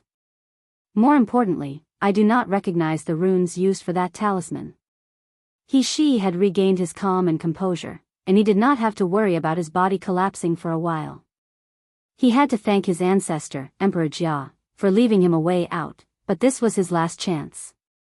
However, he also realized that even with the same stat/strength as his opponent, the vast difference in battle IQ, experience, and Dao versatility makes it almost impossible to win the war. Since any more grand Dao boosts were now useless, he needed a new tactic to win this fight. 6 people appeared behind He, both women and men. Each held a different weapon and had an indifferent face and dead eyes while releasing an aura extremely similar to He's previous chaotic aura. Weapon slaves, muttered Wang Wei. He had heard these things were the true foundation of the Spirit Genesis sect. 3 of these people did not stay long as they turned into motes of lights that fused with the other 3, dramatically increasing their aura. The 4 creatures materialized above He and the 3 weapon slaves, forming a formation that connected them. With this boost, He's power did not reach 9,999% like Wang Wei, but the weapon slave temporarily reached 69%. His plan was to use numbers to give him the advantage. Move out, ordered He, and the others followed. Weapon 1 held a whip-like weapon with 2 blades attached to the ends. He swung the weapon, targeting Wang Wei's feet. Weapon 2 controlled 2 flying golden rings to target the arms, while Weapon 3 used sword slashes to cover his escape. Meanwhile, He suddenly disappeared. Wang Wei calmly looked at these attacks and sensed the void was blocked. They targeted his space Dao, forcing him to either evade or confront these attacks head-on. However, despite these people's best efforts, he still teleported away from his location. He used the technique he taught Wang Ju, lowering himself to the 2-dimensional world, full of sentient creatures made of lines and points, before ascending to his 3rd-dimension world. Such subtle and unique utilization of spatial Dao rendered these people's attempts useless. Once Wang Wei appeared, he was about to annihilate Weapon 3 from the mortal coil, but he sensed something, and his body moved out of the war. A halberd came from the void, releasing an eerie dark aura. Corruption? He wants to use the artifact to corrupt my Dao? Analyzed Wang Wei. That's not important. I could not detect his presence until the last minute. What method did he use? Is it those strange runes? Wang Wei divided his body into 3, creating 3 clones, one representing Yin, the other Yang, and the third the alternation between Yin and Yang. All 3 had his full power, and their target was the 3 weapon slaves. However, 3 He suddenly appeared, blocking his clones. That's the supreme avatar Qi used by the pseudo-eternal from the endless frozen world. Was the Commerce Hub sponsoring him? He never received any news about this, which showed these people were not as useless as he labeled them. Simultaneously, he also understood the deep foundation of the commerce to have 2 of these unique Qi. While the clones were occupied, the 3 weapons came together and used the ultimate weapon art manifestation technique. Their weapon released an aura that combined to form a yellow energy chain. Swish! Wang Wei evaded the chain, but the thing followed him, which was annoying. So, he stopped moving, and the chain passed through his body as if he did not exist. Wang Wei then turned into a golden light that rushed toward the weapons with immense ferocity. The chain tried to stop him, but it could not touch him no matter what. It was like they were in 2 different dimensions, like they were Yin and Yang and could never touch, or that he had escaped the shackles of being touched by this thing, that he was freed from it. Bang! He's halberd appeared out of nowhere to block or veer him from his course. Caught you, muttered Wang Wei, and He's body appeared from the void with a look of horror. His strength had returned to its 25% Grand Dao source base, and he could not stack his buff. Everything he tried, it was like he was switching the methods of buff instead of stacking them. He immediately understood what had happened. A Dao imprint attack. He disrupted my Dao imprint to prevent me from stacking Grand Dao boosts. He gritted his teeth in anger and jealousy. He did not understand why he did not think of such a brilliant method. Of course, he understood this was not an easy thing to accomplish. Finding a person's Dao imprint was innately difficult, and it was 1,000 times harder doing so while they were still alive. Regardless, she felt he could have pulled it up had he thought of it first. He watched as Wang Wei's punch headed for his head, and he knew he would not survive this attack, so he made the smart move. He used a battle technique to exchange places with Weapon 1. However, he seemed to have expected his actions, so as soon as his fist hit, he activated his Karma Dao to summon threads connected to the 3 weapon slaves. He directed his Dragon Zodiac fist to the other 2, killing them instantly. Do their weapons dissipate once they die? They are truly worthy of the name Weapon Slave, he thought. Boom! Boom! Boom! The clones went on suicide missions against Shi's avatars, and Wang Wei rushed toward his opponent. He knew the latter should have 3 more clones, then he would need resources and time to recondense them. Shi was still a talented individual with excellent battle IQ. As such, he immediately knew how to deal with Wang Wei's technique. He moved his Dao imprint, constantly changing the location in the Grand Dao source to prevent its discovery. Shi then used the Supreme Avatar Qi to summon the remaining 3 clones.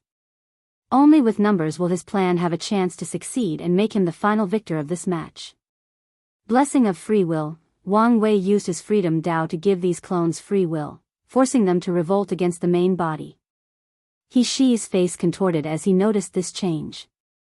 Luckily for him, the Supreme Avatar Qi had the word Supreme in its name for a reason, thus resisting this technique, buying him a short attosecond of time. Shi was decisive and blew up the clones before controlling the force of power from these explosions and redirecting them toward Wang Wei as an attack. Wang Wei manifested a small transparent cube that contained an entire multiverse, and the cube swallowed all the explosions, destroying the world inside. He then held the cube and crushed it, releasing the chaotic energy it contained from having a universe that had been destroyed. Additionally, the clones released the corruption aura from the 4-symbol mirror, so the cube also contained this aura. Shi held a talisman in his palm, and his eyes were intensely ruthless. He sacrificed his body, soul, and body to activate the talisman, which condensed a red array above this void battlefield. A white light descended from the formation, enveloping Wang Wei before he could react. Shi appeared in the distance with a pale face, a weak aura, and a cracked mirror floating next to him. This is the end. I won, he uttered. I'm afraid not. Impossible. He watched a perfectly intact Wang Wei floating after the light abated. How can it be? All of you are so focused on finding ways to block my divination but fail to realize how powerful of an intelligence agency I have under my control, said Wang Wei calmly. You've infiltrated their ranks? I've been keeping an eye on these rats for a very long time, replied Wang Wei. After capturing number 10, I finally had enough information to truly infiltrate their rank. They should all be attacking number 10 as we speak, and what awaits them will only be capture or death. Shi's body trembled. He used the longevity pill the Commerce Hub gave him for one last desperate play to exile this bastard to the upper dimension. According to these people's words, many people in the upper dimension wanted Wang Wei dead, so he would not survive long when they sent news of his arrival. But now, his plan failed, and he lost. Shi looked at him with gritted teeth, anger, hatred, and many other complicated emotions. Now, you're truly cornered. Let's see what happens next, said Wang Wei before punching with all his strength. A colossal red fist descended from the heavens with the power and intent to annihilate all sentient beings. Bang! A rune materialized above Shi's head, releasing a shield that effortlessly blocked the attack. Then, his temperament changed. He became calm, his eyes wiser and more indifferent, and even his aura old, ancient, and noble. So that's how it is, muttered Wang Wei. You and Emperor Jia are not two different people, you're his reincarnation. If you find any errors, ads pop up, ads redirect, broken links, non-standard content, etc., please let us know each report so we can fix it as soon as possible. Chapter 1092 Battle of Limits. Although Wang Wei had solved one mystery, he now had 100 more questions. How did Emperor Jia hide his reincarnation from his eyes? Why did he not ascend but reincarnate instead? What is he planning? Emperor Jia heard Wang Wei's words but did not say anything. He was momentarily confused as he looked at his body and checked his memory. This is the 5th reincarnation. Why did I reincarnate into the Spirit Genesis sect? I took measures to ensure this did not happen. And why is the Dao this time battle? This is not what I chose.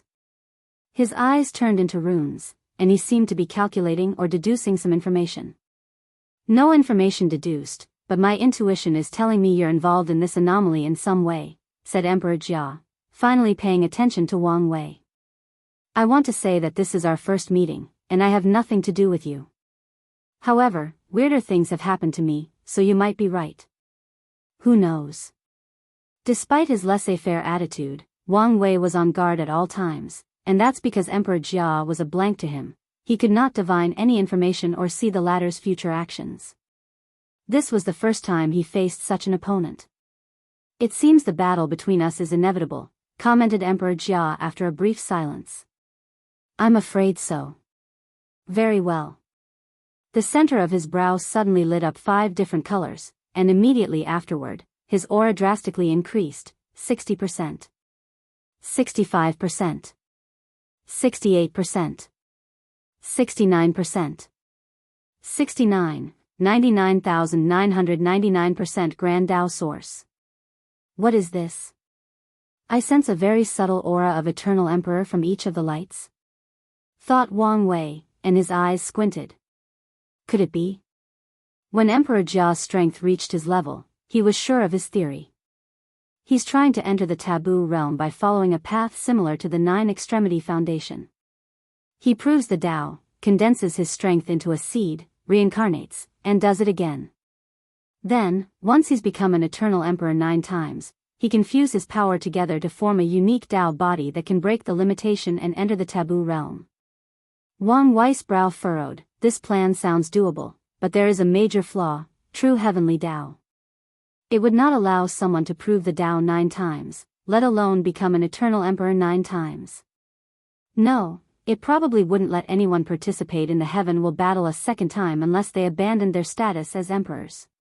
So, how did he protect his seeds from being detected or annihilated? Millions of thoughts flashed in Wang Wei's mind every second, and he soon deduced the answer: the paradox. He did not create it just to protect the Spirit Genesis sect or allow the broken Empyrean artifact to exist in the lower dimension, but to hide his reincarnation and power seed. It was definitely his primary objective, and the others were either a byproduct or necessary steps for the entire endeavor. Wang Wei felt he was close to the truth despite not having his fate Dao to help or give him the answer.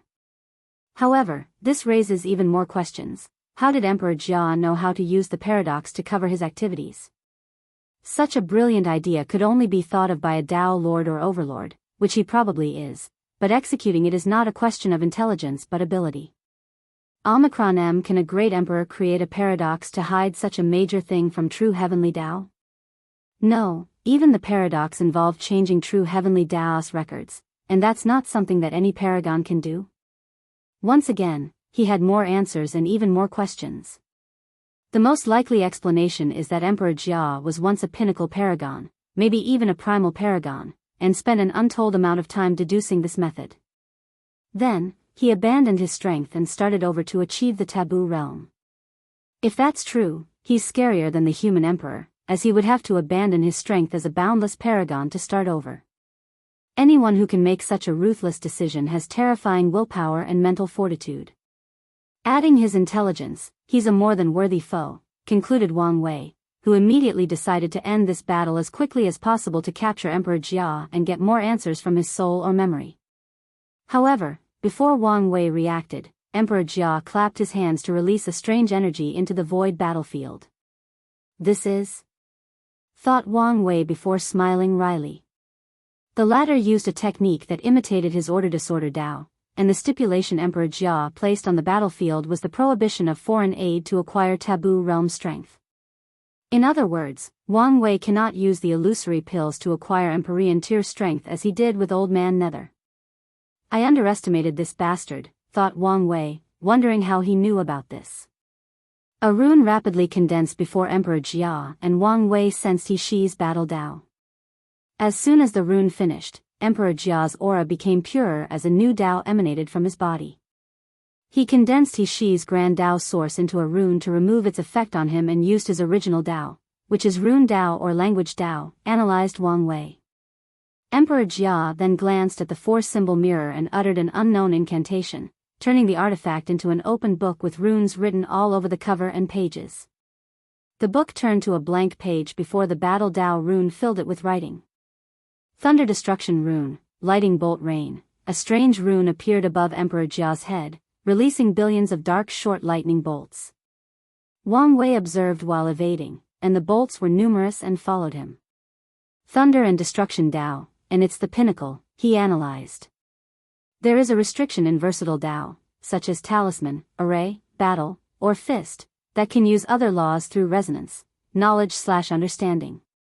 For example, if a talisman maker wishes to create a top-tier time talisman, they need a deep understanding of time Dao. Otherwise, their talisman will be weak, or they might not even succeed in the creation process. However, in this short exchange, Wang Wei could tell Emperor Jia had such a deep understanding of thunder and destruction Dao to the point it appeared as if he was a pinnacle heaven chosen who proved the Dao in these Daos. Wang Wei pointed his two fingers to make a slashing motion. A powerful silver slash rushed toward Emperor Jia, slicing through all the lighting bolts of destruction. A new rune materialized, releasing the fluctuation of space Dao. The rune swallowed the attack before releasing thousands of space slashes. Time rune, thought Wang Wei before uttering, all things are fated to die as the universe plunged into death, returning to primordial chaos. The all-white void battlefield turned gray momentarily, and then all the destructive bolts and space slashes dissipated. They followed natural law and returned to chaos. The world is cyclical. After primordial chaos, a new world will be born and start the process. After uttering these words, one side of the void battlefield turned green, fighting the gray area. The two colors confronted each other briefly before canceling the other. Wang Wei took a step forward, appearing before Emperor Jia, punching him in the face. However, his hand went through the latter's head as he only attacked an afterimage. Wang Wei teleported again, and this time, he hit a solid shield that rebounded his force, which he then redirected due to his absolute control. Emperor Jia dispersed into a mode of light as his real body appeared in the distance. He summoned a new ruin that shot spears containing the power of death. Something is wrong, thought Wang Wei. The way he avoids direct confrontation at all costs is a mistake that someone with top battle experience would not make. It's fine if someone prefers distant combat, but they should never make it so obvious. Is his battle experience really bad? Thought Wang Wei before using a few attacks to test out his theory. It's not bad, but it's also not at the level of an old monster who was once a boundless paragon, thought Wang Wei. What's the reason? He's either doing it on purpose for an unknown plan, or the memories from his time as a paragon are still sealed. Wang Wei reversed yin and yang so that Emperor Jia's runes or words have the opposite meaning of what they are intended to. He also modified the rules in the surroundings, following the saying language is deceiving. In other words, all the runes used should have a completely different effect than intended. He rushed toward his opponent as Emperor Jia summoned a new rune. Wang Wei squinted as he realized his technique was cancelled. No, not cancel, they became errors. Error Dao? That's new. If you find any errors, ads pop up, ads redirect, broken links, non-standard content, etc., please let us know each report so we can fix it as soon as possible. Chapter 1093 Another possibility. It was an odd sensation for Wang Wei after figuring out this error Dao technique. It reminded him back on Earth when he used a certain website when he was young, and the screen turned black, releasing an annoying sound with the word, error, followed by a number plastered on the screen. Wang Wei raised his hand to summon all the karmic thread connected to Emperor Jia before pulling him forward with them.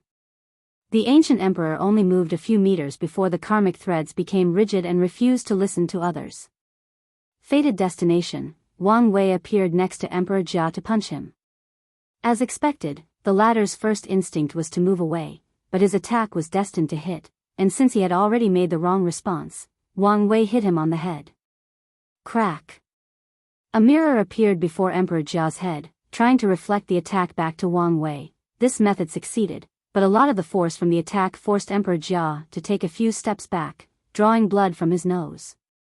Defensive capabilities are superb, and his body is one step higher than mine, but he's not using it, analyzed Wang Wei as his proving Dao artifact turned into a spear, and he threw it with enormous force. Emperor Jia waved his hand to deflect the weapon, but the spear turned into millions of silver needles that rushed toward him. Omicron M. Emperor Jia's face turned ugly as he realized these things were not simple needles. They were each blessed with a single destiny, only one specific thing can block them. For example, one needle might require the power of thunder to block, the other might need vibration or death, and if any other things are used, these things would pass through the defense like a knife through butter. Such a technique would require the individual to condense each needle individually, which would take a tremendous amount of time and patience. Emperor Jia's first instinct was to find a way to evade, but he controlled himself. World of Rune, a black spot resembling a black hole the size of a tennis ball materialized before Emperor Jia, releasing millions of lights, each with a different attribute corresponding to the counter to these silver needles.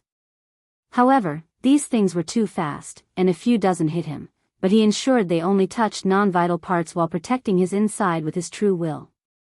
He's learning, thought Wang Wei as he watched Emperor Jia's battle experience increase at an alarming rate. He gathered the power of his soul and released a terrifying spiritual arrow that broke all of Emperor Jia's spiritual protection and went directly to his soul. Bang! A terrifying wave of spiritual energy came out of nowhere and confronted the spiritual arrow. Wang Wei finally saw what had happened. A rune hung above the latter's sea of consciousness and opened a portal to somewhere full of Yin energy. That's samsara, thought Wang Wei, recognizing what was on the other side of the portal and the source of all that energy. I was right. He used a spell to determine my biggest reliance and strength, and he discovered the pill, my soul, and something else, probably my willpower. So, he prepared in advance how to deal with these things.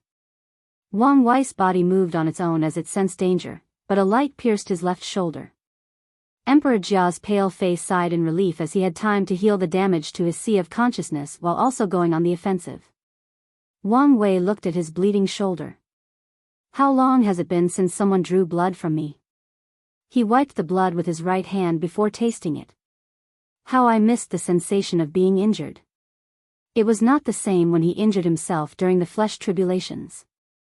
He released a terrifying battle intent, increasing his battle strength by another 0.000000000000000000009. He rushed toward Emperor Jia, and more hidden lights attacked him. He had already deduced that this technique was based on hidden words or meanings, so he did not detect any runes or attacks. The lights followed him, but he evaded, and the ones he could not detect or predict would accidentally miss him by a few margins or experience trillions of years before touching him. Boom! An enormous beam of light materialized out of nowhere and headed for Wang Wei, forcing him to block it with his palm. He resisted but could feel the skin in his hands rapidly burning. His battle experience is indeed increasing at an exponential rate? Is he regaining his memory? Analyzed Wang Wei. No, he's absorbed He-She's experience, hence the rapid change. Wang Wei felt he was catching into something, but it was still eluding him. Want to play hiding in the shadows? Two can play at this game. He decided to change tactics. The light beam eradicated every atom in his body, including his soul. Such a result should have been a victory for Emperor Jia, but he sensed things were not simple and remained on the highest alert. Heavenly Daos records, Emperor Jia's eyes turned to runes before looking around. He was rapidly swiping through the records of heaven and earth, digging through the universe's fundamental truths. He saw the enemy had used the concept that fate was invisible to become undetectable, but he could not see the person itself. Swish! Wang Wei appeared out of nowhere while swinging a gray sword. However, Emperor Jia moved his body, preventing the blade from cutting off his left arm. Although it left a gushing wound from his upper torso to his right hand, it was better than losing the arm. Thought Wang Wei, surprised by how he successfully evaded this attack. For a moment, he thought Emperor Jia's intuition had reached such a level in such a short time in the battle. However, after seeing a creature made of runes flashed in his eyes, he understood. The untouchable cat. Wang Wei knew the creature was an innate life called the untouchable cat, known for its evading law. The myth of the untouchable cat is that it has never been injured or touched, as its body would instinctively evade all danger. Wang Wei speculated his ancestor, the battle maniac, created this technique after seeing one in his youth or the upper dimension. All these thoughts flashed into Wang Wei's mind at an incalculable speed. As his enemy evaded the first strike, his body reacted and kicked Emperor Jia on his neck, sending him flying. He appeared next to the flying body to slash it again, but Emperor Jia dexterously moved his body to evade. In this short period, he blessed himself with numerous techniques to improve his intuition, like beast intuition, seventh sense, conscious body, etc., world of liar. Wang Wei wanted to continue the initiative he had, but he found himself in a black cage. This is... he muttered. This technique was similar to his fate prison, except in this world, everything was a lie. You use your feet to walk, lie. Your hands are dexterous, a lie. You can defy gravity and fly, lie. You have a physical and tangible soul, lie. You have a mother and father, lie. You were born and will eventually die, lie. Wang Wei felt his body, soul, mind, spirit, Dao, and everything else that made his existence rapidly crumble because all these things were not true. Even his memories began to self-destruct because they were no longer reliable, they were no longer true. Brilliant, thought Wang Wei with difficulty. Yin-yang balance, since there is a world of lies, there must also be a world of truths. When they are fused, only the real and normal universe exists, a world full of truths and lies. As the cage disintegrated, a dark beam of light was waiting for Wang Wei, but he smirked. He used a page from Emperor Jia's book by controlling truth and lie with his yin-yang Dao. The new truth was that he was standing in Emperor Jia's position while the latter stood where he was. In other words, they exchanged positions. Bang! It was a direct hit, and once the attack ended, Emperor Jia was breathing heavily and had dark, burning-looking spots on his body. I was right. All his increased battle experience originated from He-Shi. If so, why didn't his other reincarnations increase his battle IQ? Emperor Jia should be on his 5th reincarnation, so it was odd that his battle IQ and experience were not the pinnacle given his displayed talent. The only explanation would be that he also sealed these memories, or... Wang Wei squinted his eyes as he thought of another possibility. He's not a former paragon. He was just a regular heaven chosen in the lower dimension who received the inheritance of a higher being, someone like Madman Chu, who explained how to cast the unique Dao body that can enter the taboo realm. It's very possible that the inheritance was directly from Madman Chu. He would have to stay hidden after his reincarnation not to garner true heavenly Dao's attention. This would explain his lack of battle experience, as he only participated in the heaven will battle, crushing his opponents with high cultivation levels or battle prowess. If you find any errors, ads pop up, ads redirect, broken links, non-standard content, etc., please let us know it report so we can fix it as soon as possible. Chapter 1094 Negotiation. Emperor Jia was deep in thought. He had just tried to kill himself and revive, as this was the most efficient way to deal with the situation. His previous attack was perfectly timed to ensure maximum damage and deep penetration of his true will. However, he discovered the enemy had changed the order and disorder of the surrounding area, banning longevity techniques or resources. He did not expect to suffer so much with his own technique. I could use this method to revive, but I will immediately lose this fight if I do that, thought Emperor Jia. He could use a transferring rune to transfer all his injuries and damage, but he needed someone else to take them. How about we end this fight, asked Emperor Jia. Oh, why the sudden change? We don't really have enough animosity to fight to the death. The Spirit Genesis sect would disagree. It's been so long since I left the sect, said Emperor Jia, shaking his head. Anyway, you didn't destroy it, that's enough for me. Really? Nothing can be eternally prosperous. They have been standing at the pinnacle of the lower dimension for so long, and now, it's time for them to give up their reign. I'm sure you understand such a sentiment. True, nodded Wang Wei.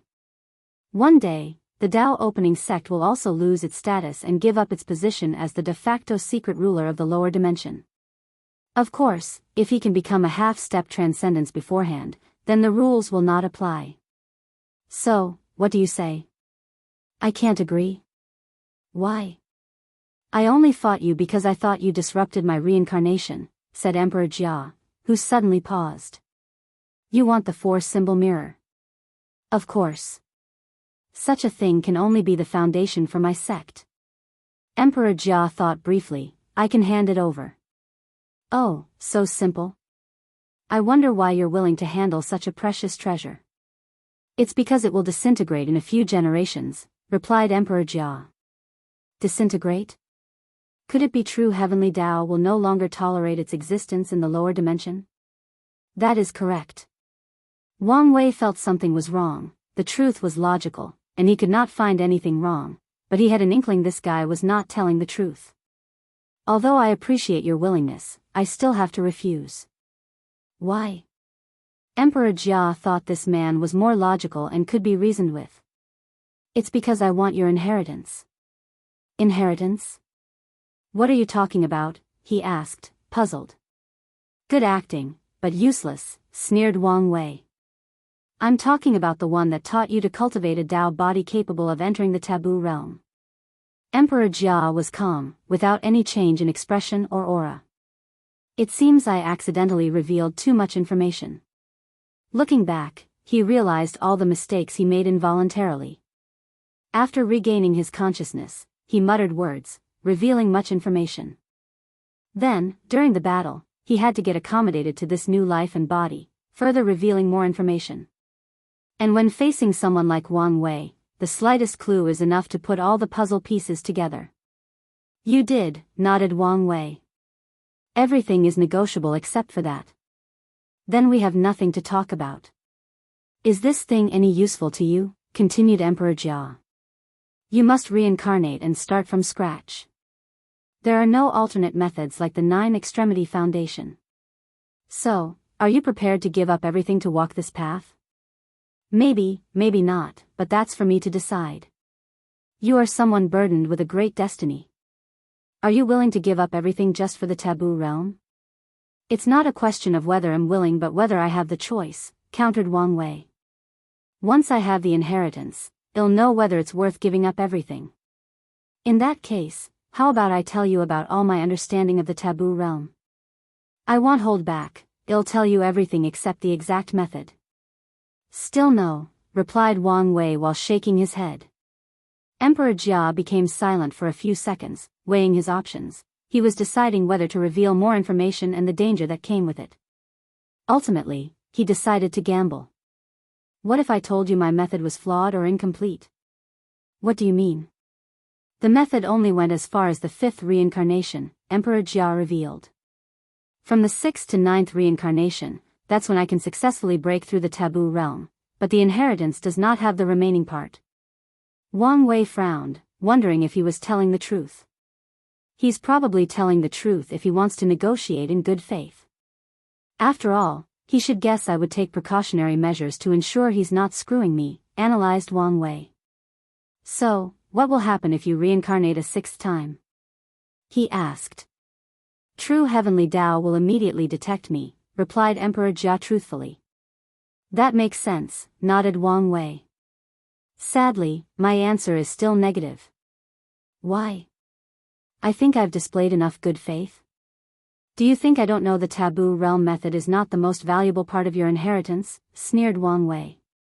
The method of using paradox to change the records of true heavenly Dao and make sure it ignores you, how can I pass up such a thing? Emperor Jia sighed. He tried his best to prevent news about the paradox from being revealed, but the people from the Purple Heaven Temple were stubborn, and a few people escaped his grasp. By the time he dealt with them, it was too late. He tried damage control, but the people in this world were not stupid, so it's understandable someone figured out some of his plans once they learned of the paradox. I guess there is no point in negotiation. Wang Wei shrugged his shoulders since he knew the latter was unwilling to hand over the inheritance, and if he were in his shoes, he would have made the same choice. Injury suppression rune. The dark burning spots on Emperor Jia's body disappeared as he temporarily suppressed his injury, returning to his peak battle state. Then, he used his ultimate technique, Error Dao, Disruptor Rune. The world suddenly became dark, with countless broken chains scattered everywhere in the void battlefield. Wang Wei observed these chains, and they resembled the ones from the Grand Dao source. He also saw tiny runes in the place where they were broken. This is...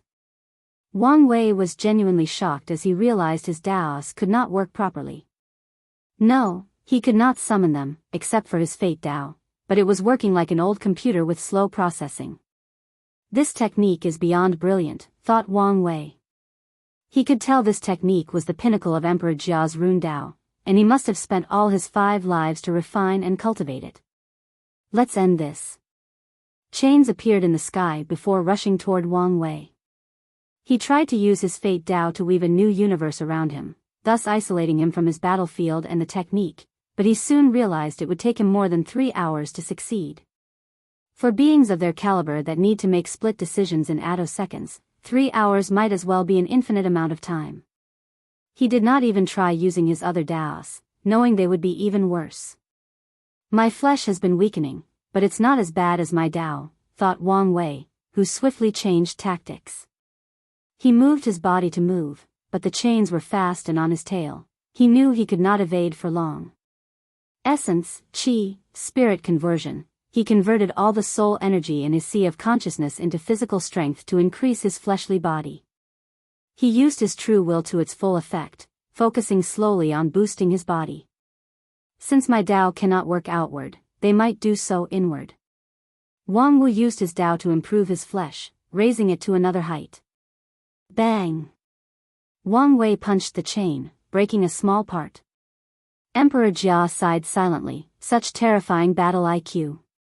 This was the pinnacle of his achievement, and yet the opponent quickly found a way to adapt and survive. The long chain turned into a rain of golden lights. Wang Wei tried to evade, but there were too much and too fast even for his fleshly body speed or defense. Additionally, as they impaled him, he noticed his flesh and internal system were also being disrupted. He remained calm while his mind worked on overdrive. He pushed all his 365 future Buddha self to the limit, trying to find a countermeasure. While thinking, he changed his essence, scattering his body and soul into their individual atoms and particles. In this horrifying state, Emperor Jia must target his individual atom and spirit particle, but each of these things contained Wang Wei's will and evading ability. Additionally, atoms could move way faster than when together as a whole. If you find any errors, ads pop up, ads redirect, broken links, non-standard content, etc. Please let us know to report so we can fix it as soon as possible.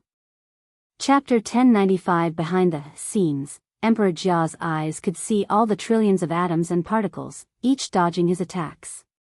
He squinted his eyes before using a rune that forces all, essence, spirit, and qi, to take one solid and concentrated form.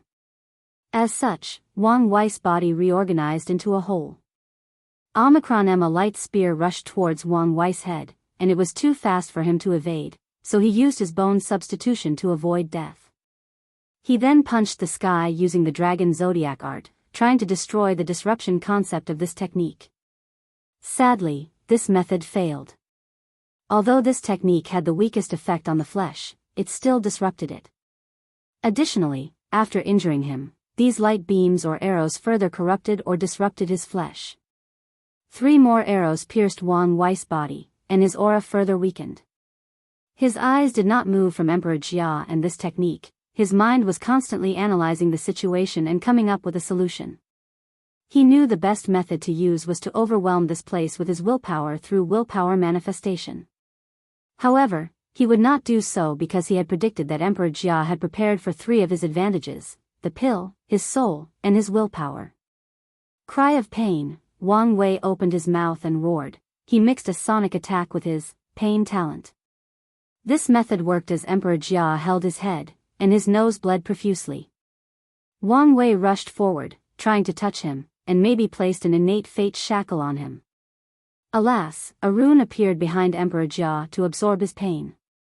Meanwhile, Wang Wei had to evade the arrows and rain constantly, and a few still hit him. Bang! Wang Wei sensed great danger from behind, and his body acted out instinct, activating the void power in his flesh, entering an intangible and all-encompassing state. However, he lost his left arm from this black beam attack despite his actions. His eyes shone brilliantly as he found a way to deal with this situation. Everything returns to nothingness. He instantly released all the power of nothingness in his flesh to reduce the power of disruption into nothingness. However, as proven by his missing arm, it was not enough to destroy this technique but bought him enough time. In his immediate surroundings, Wang Wei could now barely use his Dao, and he immediately acted. Rewriting order, he used a technique he created on the spot. Through his fate and order disorder Dao, he recreated all the orders, disorders, truths, and Daos of the universe. In other words, he recreated the universe as it was, removing all the Dao disruption of Emperor Jia. A golden light appeared on Wang Wei's palm, and after releasing it, the broken chains on the sky mended themselves, returning to their original state. The grand Dao source appeared in the form of this vast river of space composed of chains, signaling he had regained control of his Dao. This was a brilliant technique, praised Wang Wei. However, Emperor Jia only sighed as he knew what fate awaited him. "Any chance you cannot completely kill me?" he asked calmly. "That's not impossible," replied Wang Wei. "Oh. I can prevent your revival until I've grown to the point you're not much of a threat," said Wang Wei. "However, you must know I will destroy the Spirit Genesis sect. If you show the slightest discontent, I will annihilate you by then." "That's fine," replied Emperor Jia. He could rebuild the sect after he revived, and that's assuming the ones in the upper dimension would not try to do it themselves. "Do you want to continue fighting or resist?" asked Wang Wei.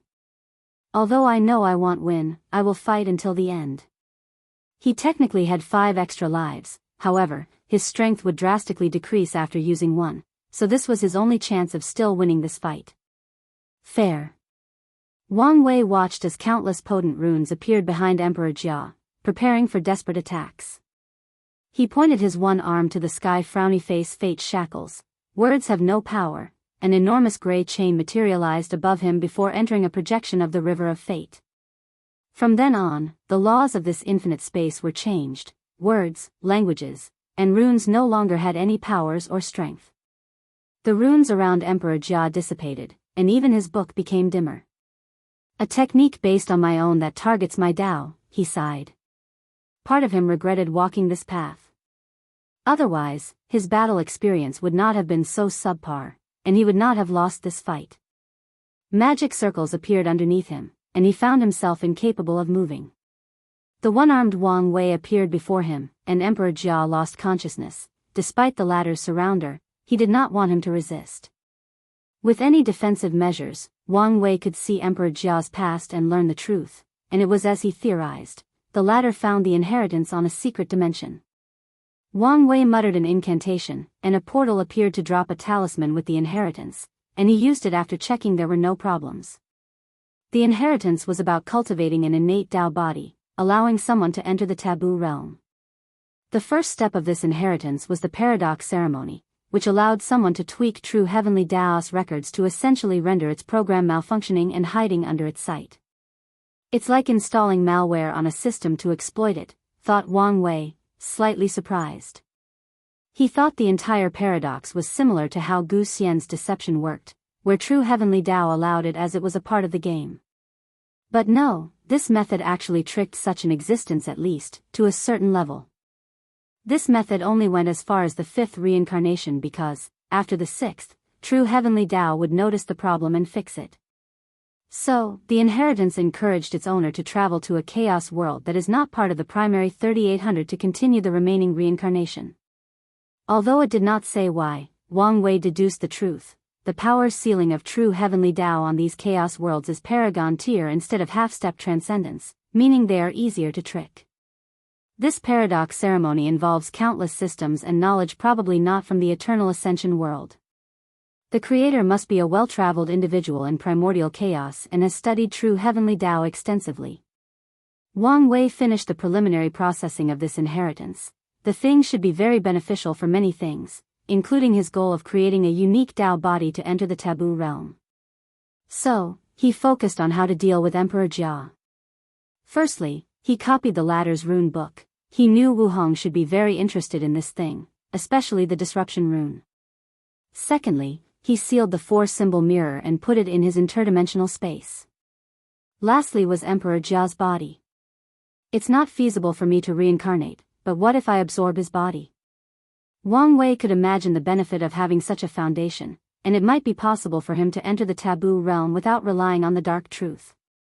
He raised his remaining hand to start the process before stopping midway.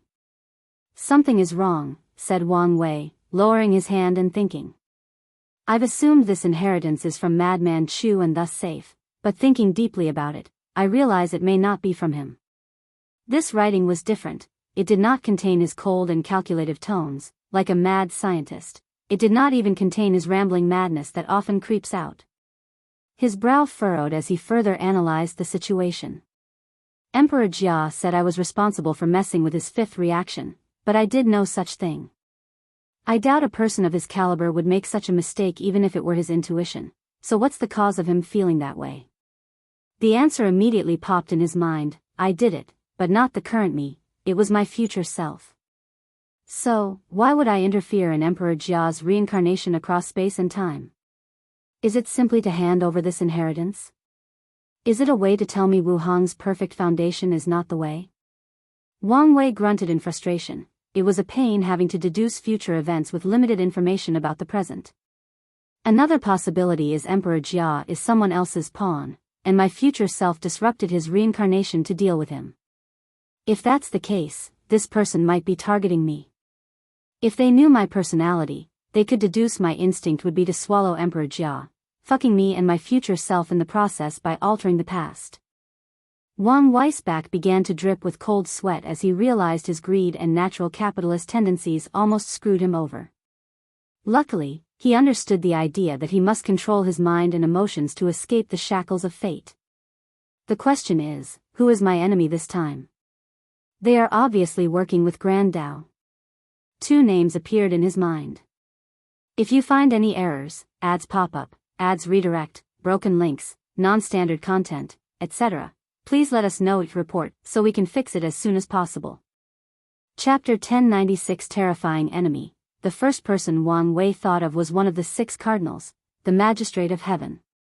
From Wuhong's notebooks, he learned the basic names of these 6 individuals, and Wang Wei believed if there were someone with the strength, knowledge, and possible motive to scheme against him across space and time, it would be him. However, Wang Wei had his reservation about this deduction for a few reasons.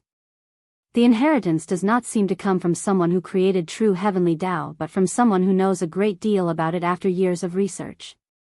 Secondly, the fact that the inheritance only went as far as the 5th reincarnation and encouraged its owner to travel to a non-primary source chaos world was a sign that someone with limited power or ability did it. Of course, Wang Wei considered the possibility that the Magistrate of Heaven did it on purpose to remove suspicions from himself. Even commenting about leaving the world to continue the inheritance might be another trap. The second person Wang Wei doubted was Heavenly Book Paragon. As the person who holds the Paragon title or position of Heaven Dao, he would have the capabilities and knowledge for this inheritance. And as a fate star, Heavenly Book Paragon had the intelligence and ingenuity to devise such a brilliant idea. The issue is why this man is targeting me? I've never met or offended him. Thought Wang Wei, and after a brief analysis, he figured many things out. What does someone like Heavenly Book Paragon, who has reached the end of the Paragon realm, want to achieve?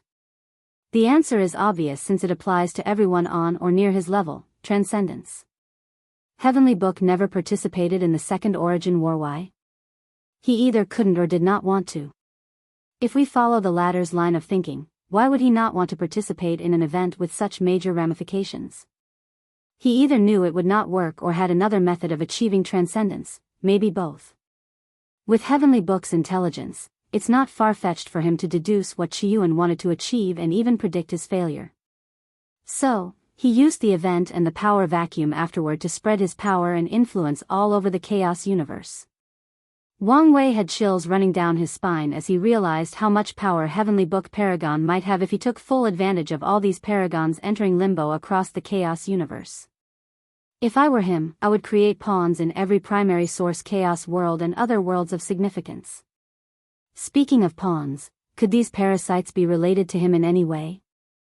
Wang Wei paused as this idea was also feasible. It's possible they were once Heavenly Book's pawns, but he had to abandon them once Maitreya and Supreme Unity came back into the picture. Wang Wei's brow furrowed deeply as he realized the severity of the situation. There is a high chance that a future version of Heavenly Book Paragon has allied with Grand Dao to deal with him. And with his deep foundation from the ultimate taboo events, he will truly be a formidable foe. No, maybe not just his future self. Paragons have way more leniency regarding messing with the river of time. So, it's not impossible for him to already have contact with Grand Dao. Wang Wei suddenly realized his genuine opponent after ascending is not the parasites or even Supreme Unity, but Heavenly Dao Book. This is going to be a major problem. After battling Emperor Jia, he realized his young age was one of his weaknesses. Despite his talent, some of these old geezers simply had too much time ahead of them, allowing them to refine their techniques and abilities to the point that talent was not enough to fill the gap. He could use time acceleration to compensate, but a person like Heavenly Dao Book can also use time acceleration, rendering this advantage null. I need to find a way to travel back in time and make use of it, grunted Wang Wei. In the meantime, my time in primordial chaos should be useful. He reckoned that even if he spent most of his time trying to retain his mortality and his personality from Earth, he should have cultivated his soul and absorption technique to a level on par with these old monsters. All he needs to do is take those techniques that have been refined for trillions of yuan epochs and add his current Dao and other spin on it. Wang Wei checked the seal on his soul. It was still not time to open it since he did not want to deal with the karma that dealt with his past selves, but these memories should become valuable in the Paragon realm. Wang Wei focused on Emperor Jia. He pointed at the latter's forehead to reduce his soul into pure energy before adding one of his spirit particles to become a new soul to this body. He blessed the particle with Emperor Jia's fate line to ensure no one could tell the difference. You know what to do, said Wang Wei after the latter opened his eyes. I do. Emperor Jia's body suddenly became pale and grew dark spots before cutting his left arm. He left the void battlefield, and as soon as he stepped out, Wang Wei pointed his finger, and the entire lower dimension sensed an anomaly, but they could not detect the cause. They knew something major had happened but did not know exactly what. This should be enough. He had planned everything, including not allowing anyone to watch this battle. He silently teleported to the court and called 4 people, Li Jun, Yan Liling, his mother, and Su Shi. Everyone immediately appeared, and Yu Yan asked calmly, "Are you all right?" "Oh, this?"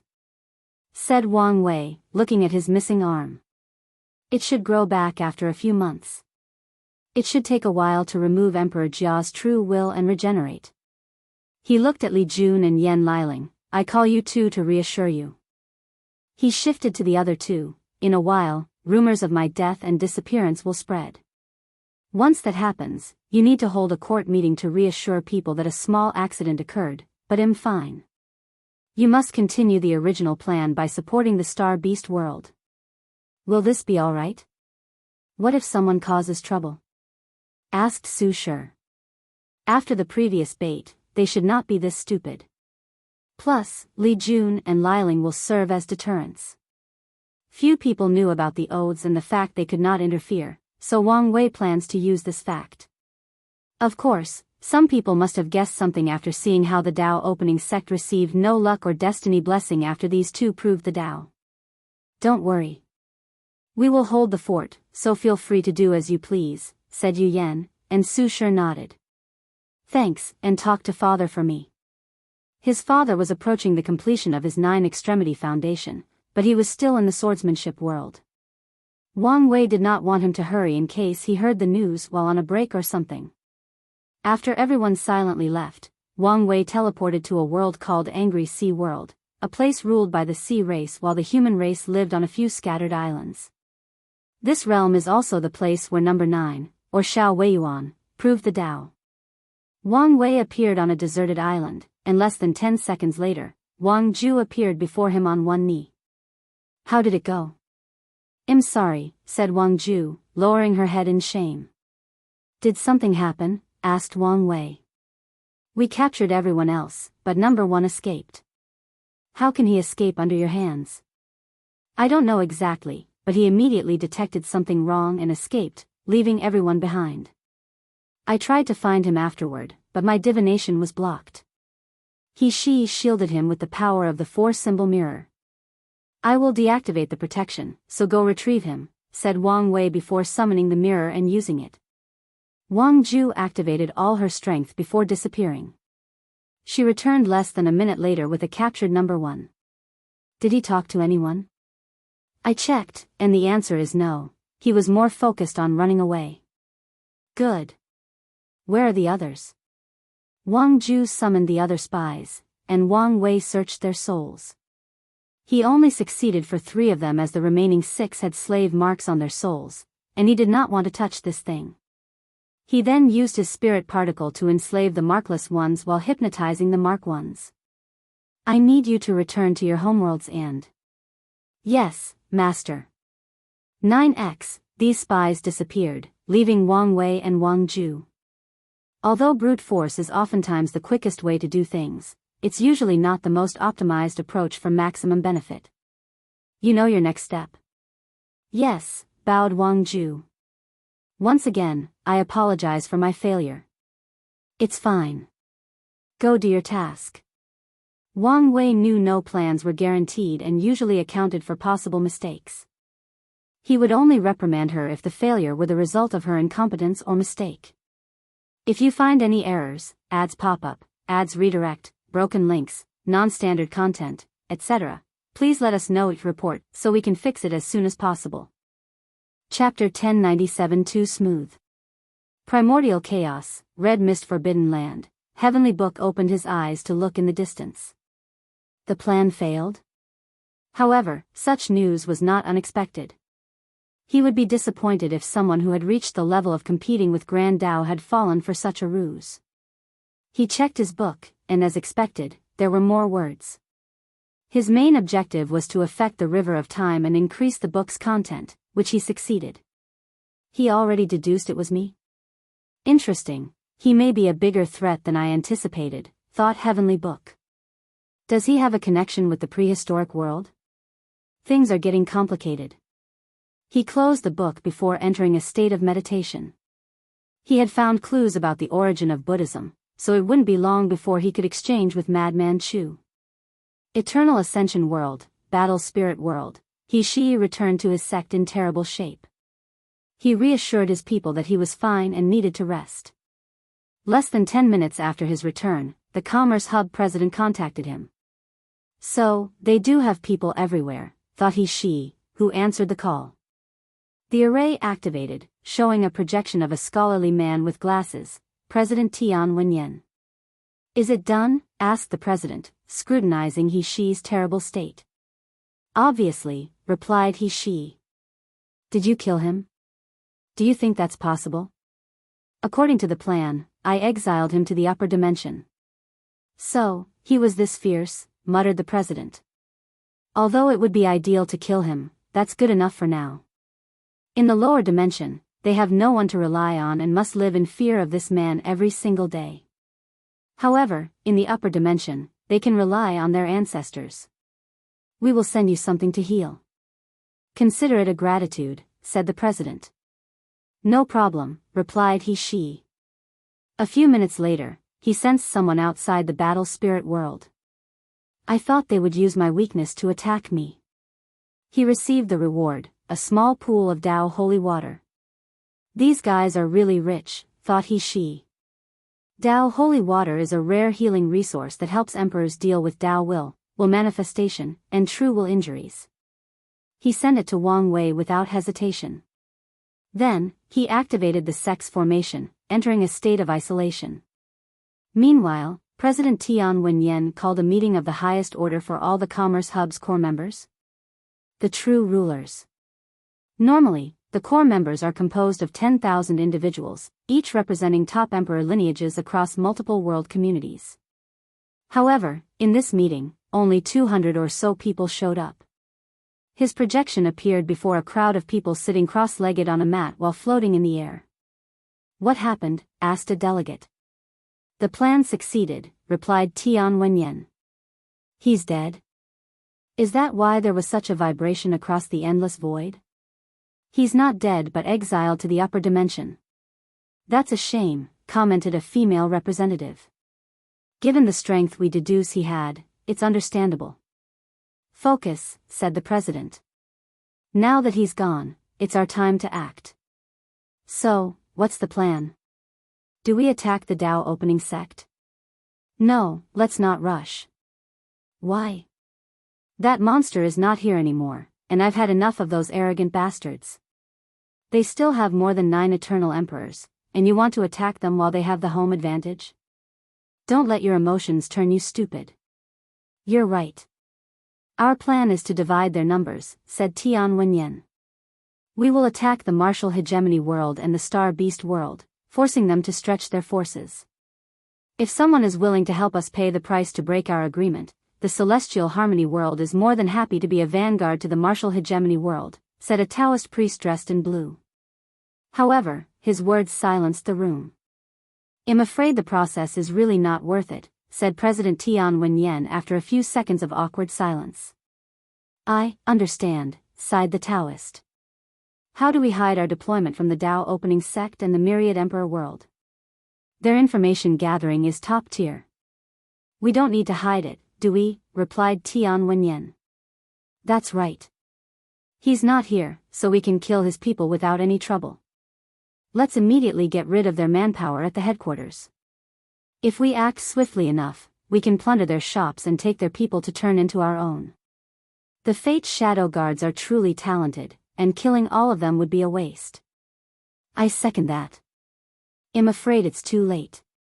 Everyone looked at the person who spoke, a middle-aged man with blue hair holding a communication talisman. I just received news that they have evacuated, all their shops and people disappeared out of nowhere. That was fast. Soon, everyone started receiving information about the disappearances of the Dao opening sects and the other myriad emperor world factions. They could only sigh, these people moved too fast. The good news is these people's actions further prove that something did happen to him, and she did not lie, reassured Tian Wenyan. Does this change anything? Yes, we must act swiftly if we want to prevent them from being too prepared for our attack, replied President Tian Wenyan. How about we use tactic destroyer? It's the fastest way to deal with everything. Absolutely not. We can only use such a method in a desperate situation. The Commerce Hub headquarters was a colossal floating continent in the void. However, few people know the entire continent is the body of a rare creature, the heir of a Tier 10 void creature and a 6-star primordial god Primarch. On top of using such a creature to form a continent/base, they also turn its body into a powerful weapon full of 10,000 emperor formations, billions of Dao arrays, and incalculable immortal arrays. Once they activate it, they won't be afraid of the Spirit Genesis sect's broken Empyrean artifact. I agree, said President Tian Wenyan. We are not protected, like the Spirit Genesis sect, and the appearance of the destroyer will cause irreparable problems. So, what's the plan? I suggest Tactic Mountain. We send as many legions and top powerhouses as possible to crush our enemies as swiftly as possible. The last thing we want is for another variable, so this is the best plan. I agree with this plan. I second it. Since everyone agrees, let's execute the plan, declared President Tian Wenyan before ending the meeting. Hub headquarters, President Chamber, Tian Wenyan had a deep, pondering look on his face. The meeting proceeded flawlessly, and after being indignant for so long, they were finally about to retaliate. But after calming down, he had a feeling something was wrong. "What is the problem?" he muttered. His brow furrowed for a few minutes, so he sipped tea to refresh his mind. He had been re-elected in this position 3 times despite only being a Dao ancestor because of his calmness and ability to analyze his decisions to the point of obsession until he was sure there were no issues. Everything is going too smoothly. Although it appeared this was not the case due to how swiftly the Dao opening sect exited the stage, now that he thought about it, everything felt too calculated. Am I being too paranoid? He thought before shaking his head. Even if I am, it's better to be safe than sorry. Tian Wuyen did not hesitate to make a bold decision, leave the headquarters and return to his home world, the beautiful gold world. Tian Wuyen knew he could return if something were wrong, so he left without hesitation. Myriad Emperor World, Heavenly Court, why did you two order this meeting and not His Majesty? Why did our people evacuate the commerce hub? Everyone needs to calm down, said Yu Yan, and after seeing who she was, they decided to give her face, considering who her son was. Yu Yan knew this and did not mind since she had very little reputation in this generation. There's been a small issue with my son. What happened to His Majesty? Is he injured again?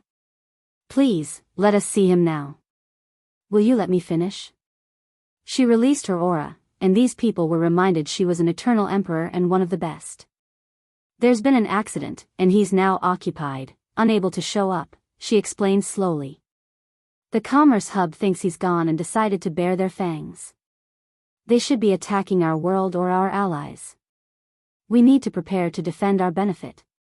The room became silent as these people began to rapidly communicate through divine sense between themselves and the upper echelons of their factions.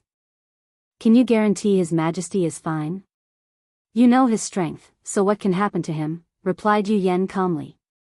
Those words are not as reassuring as you think. With his strength, there should be no accident or small issue. There are no absolutes in this world, so no matter how low the probability, things happen. The room quieted down again as these people discussed a second time between themselves. If you find any errors, ads pop up, ads redirect, broken links, non-standard content, etc., please let us know each report so we can fix it as soon as possible. Chapter 1098 Massive Mobilization. What is the plan? Asked Ao Shen. The enemy is coming at us with full force, said Yu Yan. So, we must restart the War Council, summon all the professions, and everyone must be deployed, except for Li Jun and Yan Liling. I understand why the Guardian would remain to protect the world, but why does the Crimson Slaughter Emperor not participate? We could use his strength in this kind of situation. The Samsara Kut has just been established, and he cannot leave for a while, explained Yu Yan casually. Some people eyed her, while others accepted this explanation. According to my son's arrangements, in time of emergency, Su Shi will become the regents until his return. Everyone was surprised by this news, not only because a regent was appointed but also because it was the Void Time Empress. It would make sense for someone closely related to the Heavenly Emperor to be chosen, let alone someone who originated from a faction that once was the Dao opening sect's greatest opponent. Wouldn't it be more acceptable for you to take the position? After all, you're his mother, suggested someone. Since my son chose her, he must have a reason, explained Yu Yan. Now, she will take over the meeting. Despite being elected leader and standing at the front of the throne room, Su Shi did not sit on the throne. She faced everyone standing up. This is a dire situation, meaning we cannot hold back. Some of you have secretly cultivated eternal insurgents, and they must show up for this battle, declared Su Shi. Everyone frowned. They knew this was an open secret everyone agreed to keep quiet about, but now, it would be brought to the surface. Does that include the Dao opening sect as well? Yes, nodded Su Shi. Our objective is to hold on as long as possible, so we need all the manpower we can get. Then, why isn't the Buddha Zen Emperor here? He's in another world and will also be summoned for this battle. Everyone nodded, as only this way would things be fair. Su Shi turned to Ao Shen and said, tell the innate demon gods they must participate in this war, and it's non-negotiable. Ao Shen frowned. Is this wise? We've kept them isolated for so long, and the first time we release them, they must fight for us. They're fighting for themselves, Su Shi rebutted. Tell them this is the perfect opportunity to show the world they belong here. After this war, we will have no issue with trusting them. Their leaders had reached 5-star primarchs, so the myriad emperor world could not pass on such an eternal class powerhouse, knowing the full force of the commerce hub was heading to them. Very well, nodded the Black Dragon. Although this battle is to protect our interests and allies, there will still be benefits.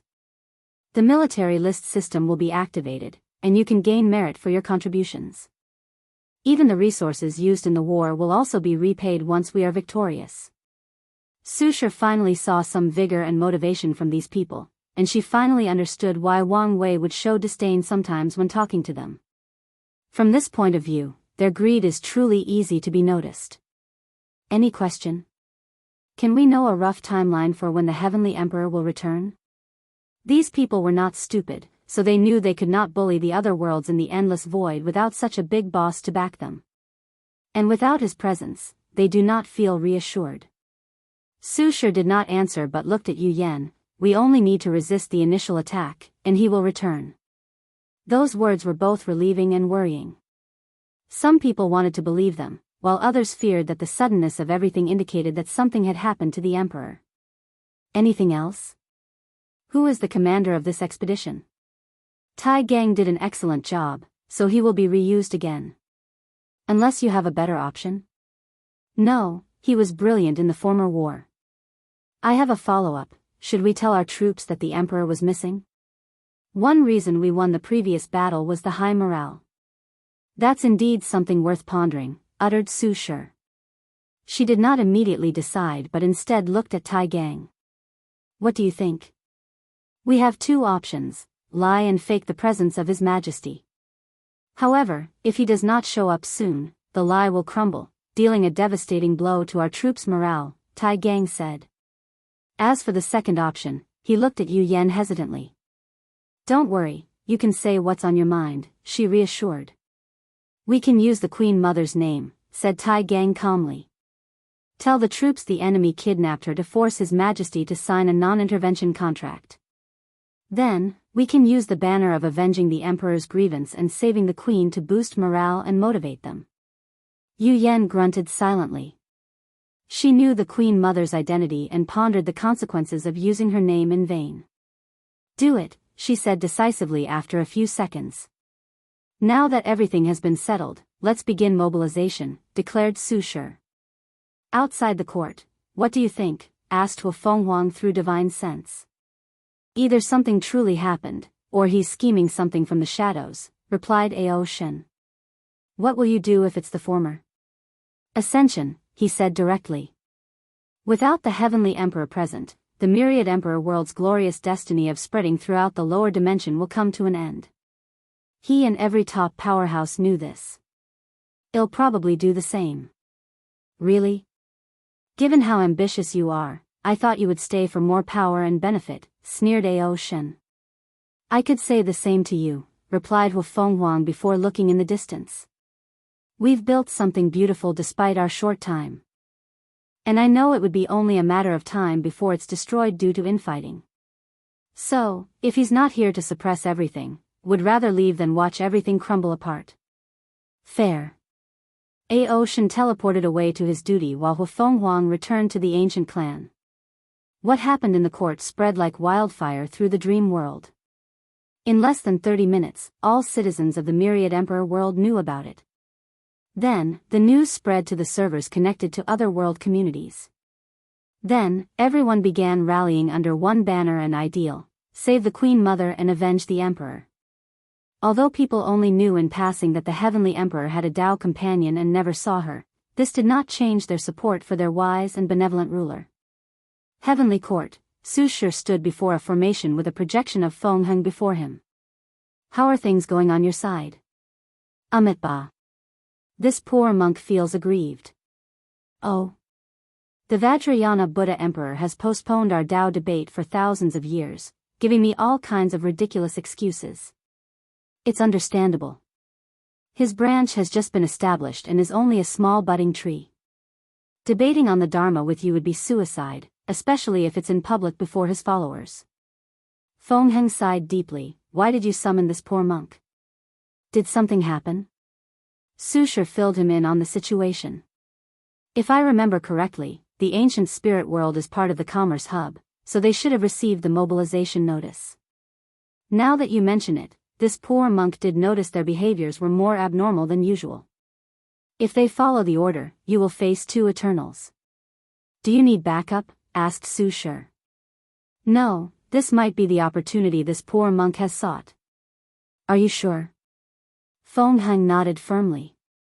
If you say so, Su Shi will no longer insist. As a powerhouse, he should know his limits and accurately measure his abilities. After ending the conversation, she contacted her allies. Everyone accepted the summon, and the only trouble was Wrath openly admitting that her legions would not be composed of her neo-devils but of the original inhabitants of the Chaos Bell world. Su Shi understood her need to prevent her people, who already have a declining population, from participating in such a large-scale and brutal war. She was more than satisfied with Wrath, an eternal powerhouse, for showing up. Su Shi's next step was to contact the Turtle King in the Martial Hegemony world, but she received an emergency communication from the Star Beast world. Tell me you're coming, said Tong Ruobing. You're coming, right? What happened? I haven't heard from your mouth that you're coming. We are, said Su Shi calmly. So, calm down. We are surrounded, and there are simply too many of them, sighed Tong Ruobing. I knew the commerce hub was a colossal giant, but I did not expect to be this level. She gritted her teeth. What is that bastard Wang Wei playing at? I know there is no way something would happen to him. Watch your words, warned Su Shi with a furrowed brow. Whatever, replied Tong Ruobing. I will send you an image of how many troops they have, and you tell me if my anger is unjustified.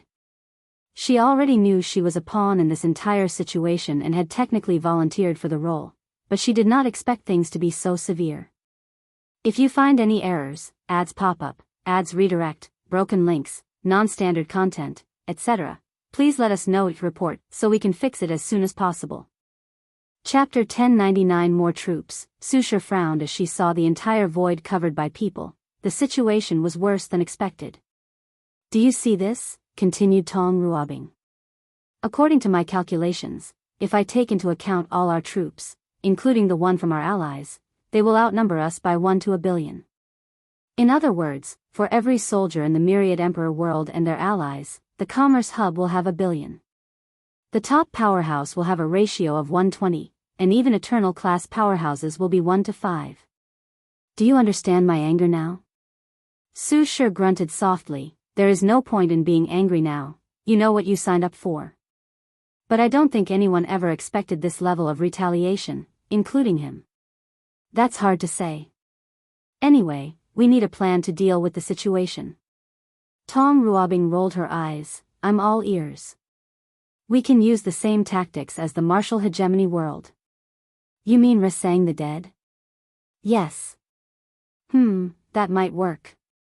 Although the people won't be happy using their ancestors as cannon fodder, we can't care about them for now, commented Tong Ruobing. Any other suggestions? Do you think we should use the same 4 layers tactic from the previous war? I'm not sure. The greatest achievement of that tactic was Li Jun's slaughter, but we don't have anyone like that anymore. Li Jun slaughtered so many soldiers and mortal cultivators, which drastically reduced the battle process of the Martial Hegemony world. We do, said Su Shi.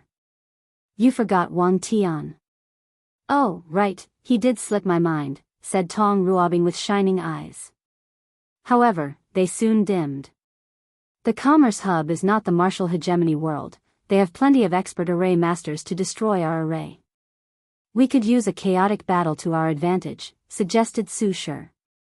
How? If the top powerhouses do not control their strength, the shockwaves should kill many soldiers. But we'll also lose a lot of men. It's war, so being a little ruthless is okay, replied Su Shi calmly. At worst, we will calculate how many people we can revive after the war without offending Samsara and bring them back to life. Tong Ruobing chuckled playfully. Who would have thought the famous Su Shi, known for her beauty, elegance, and docile nature, would one day become so ruthless? Time is really the greatest catalyst for change. Su Shi ignored her teasing. Why haven't they started attacking yet? With Mulei's help, I've condensed a potent talisman that is protecting our entire world community. It's buying us time, but it won't last long. Why not condense its power to only protect the Star Beast world? What if these people destroy all the worlds in the lower realm? They are a main source of troops, so I can't abandon them.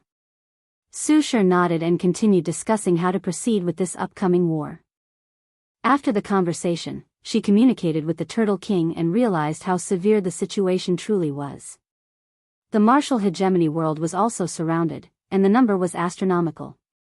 She finally understood the scale and power of the commerce hub. The martial hegemony world used the Heavenly Court Array, a powerful defensive array linking the main court with all the heavenly courts in the lower realm. However, their formation was not as good as Tong Ruobing's talisman, so they won't last long. After the debriefing, Su Shi immediately called a meeting with the War Room and Tai Gang to discuss the new discovery. If we need more soldiers, we can send 95% of our troops, leaving only 5% to defend ourselves, someone suggested. Wouldn't that mean the defense home would be left wide open? Not necessarily. The mortal craft scholars cannot partake in aggressive expeditions, but their powers can be used to defend their homes from aggression. So, they are a military force of their own in this war. Indeed. Not just them, but the mortal civilizations as well, added another advisor. But wouldn't their limit of Tier 4 strength eliminate them from this war?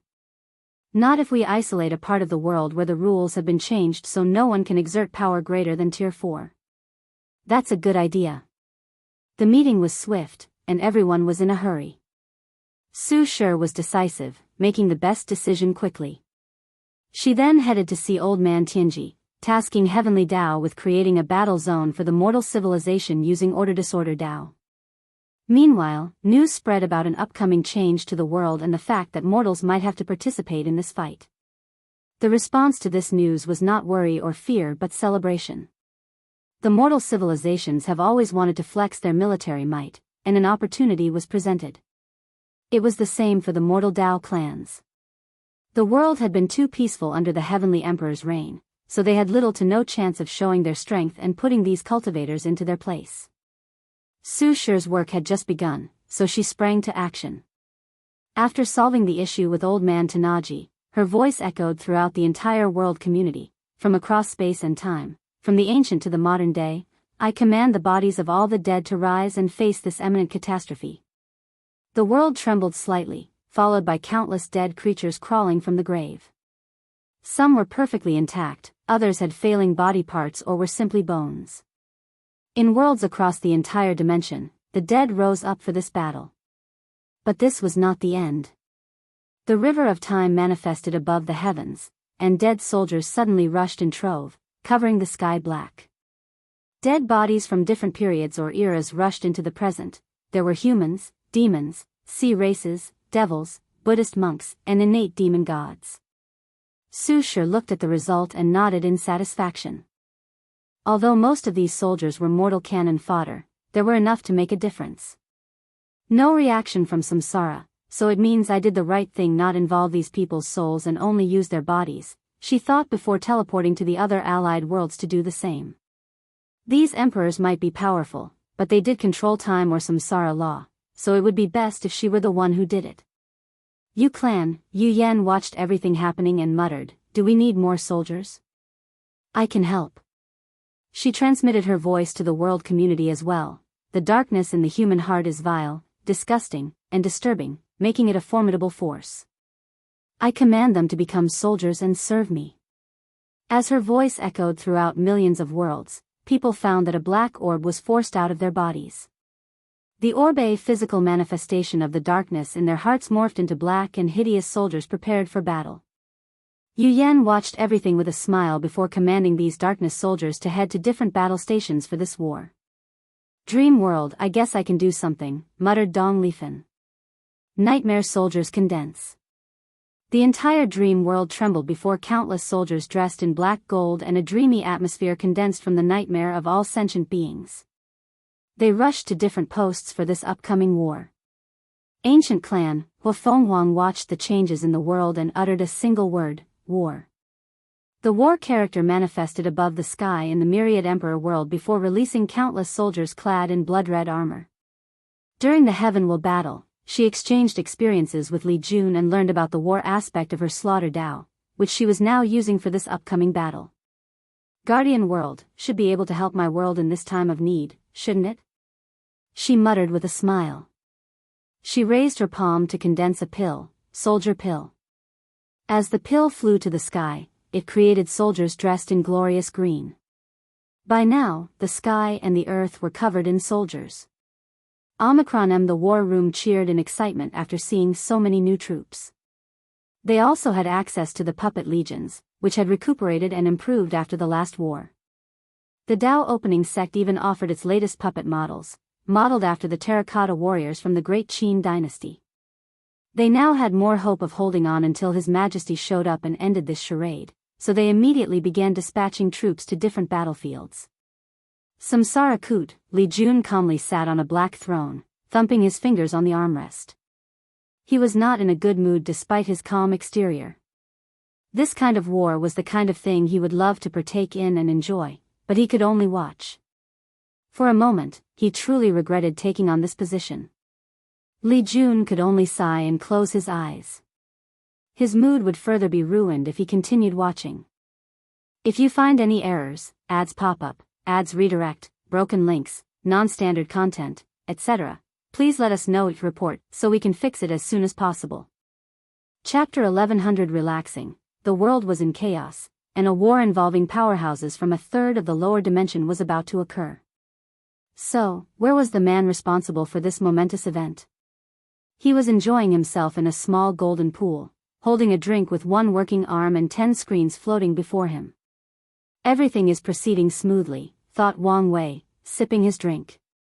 His plan was straightforward. He faked his disappearance, forcing the commerce hub to retaliate by sending a significant portion of their troops, thus leaving their headquarters wide open.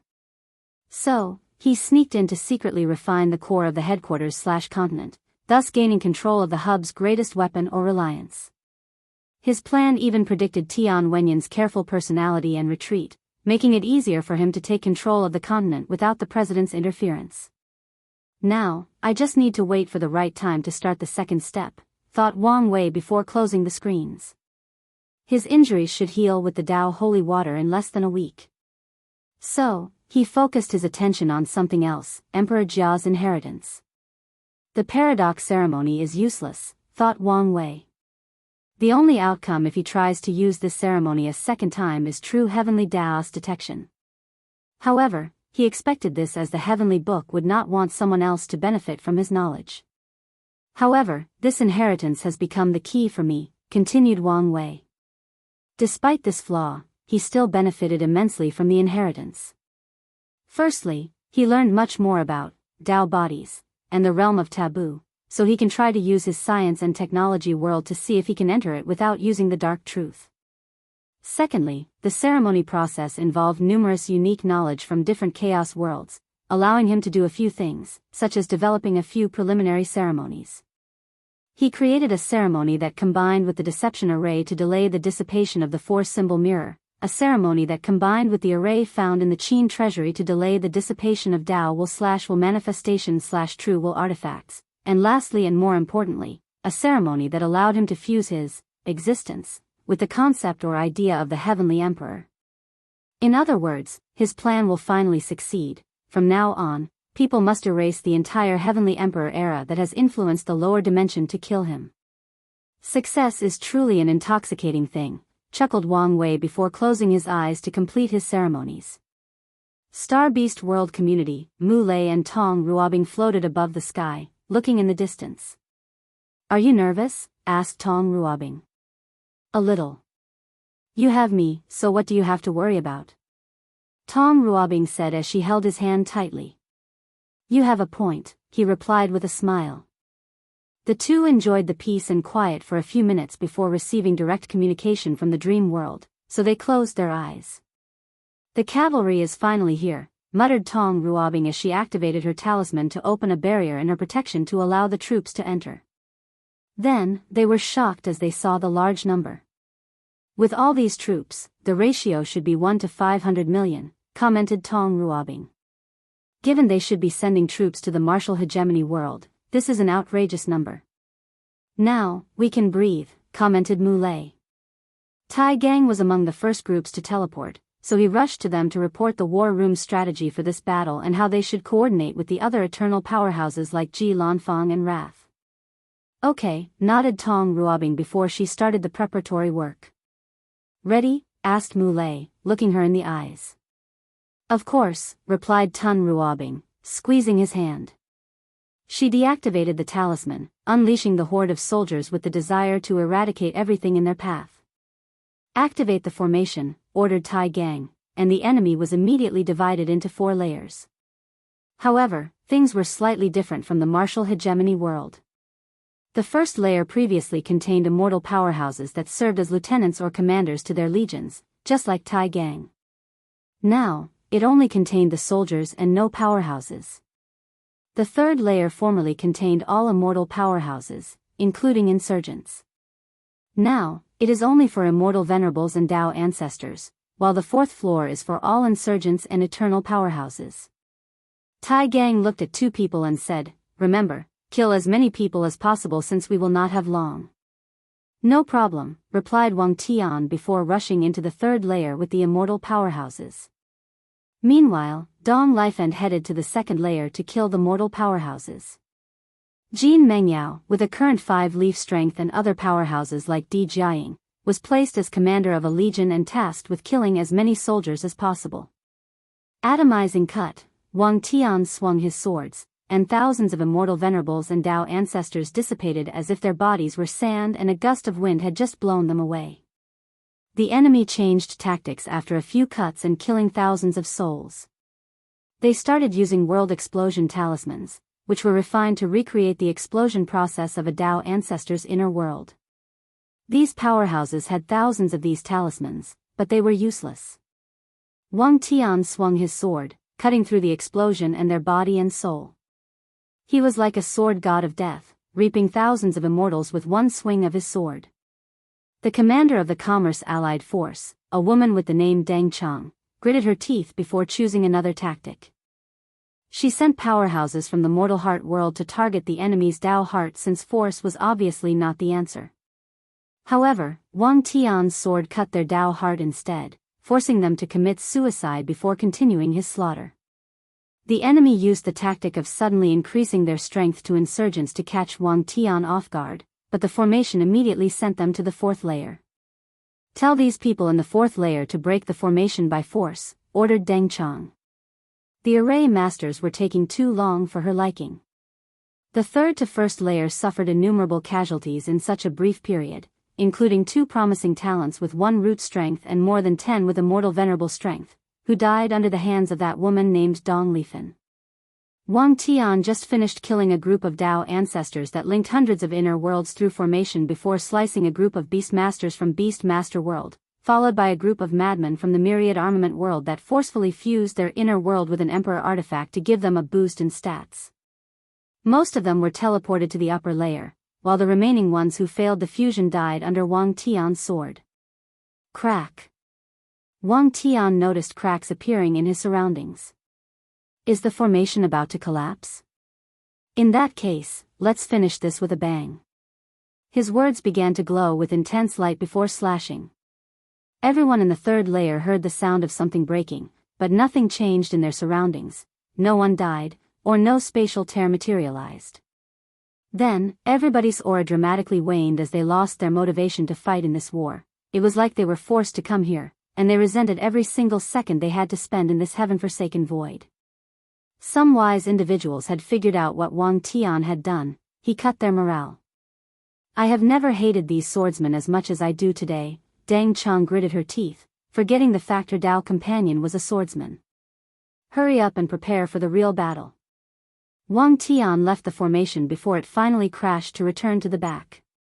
His current strength was temporary since he had not experienced the final fusion with his incarnations. He still wanted to train them individually to the limit before the final fusion. He saw Dong Lifeng was also waiting. Done? Yes. How was the result? I killed all of them, she replied calmly, and Wang Tian gave her a thumbs up. Although the second layer did not have all the enemy's powerhouses, it was still a significant blow to them after losing so many cultivators. Are you going to continue fighting? He asked. I don't know yet, replied Dong Lifen. Tai Gang recommended that I return home or go to the martial hegemony battlefield to prevent the enemy from targeting me. But I haven't decided. I recommend you go to the other battlefield and help our side from the shadow, cast nightmare curses on the enemy or something to slow them down and give our soldiers a chance to win. Dong Lifen nodded as this was one of the plans she considered.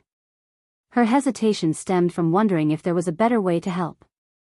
Wang Tian said no more as he focused his sight on the battlefield. His worry was not for his wife but for his father, who wanted to test out his new eternal class strength in this war. According to him, this was training for his fight against 9 Sunday. If you find any errors, ads pop up, ads redirect, broken links, non-standard content, etc., please let us know each report so we can fix it as soon as possible. Chapter 1101 Don't do something stupid. Today is my birthday, and am craving some attention as I ponder my passing mortality. So, give me some love in the comments. Mu Lei looked in the distance, silently waiting. He wore black martial clothes with short sleeves, showing his muscular arm. He looked at his wife, and they nodded to each other.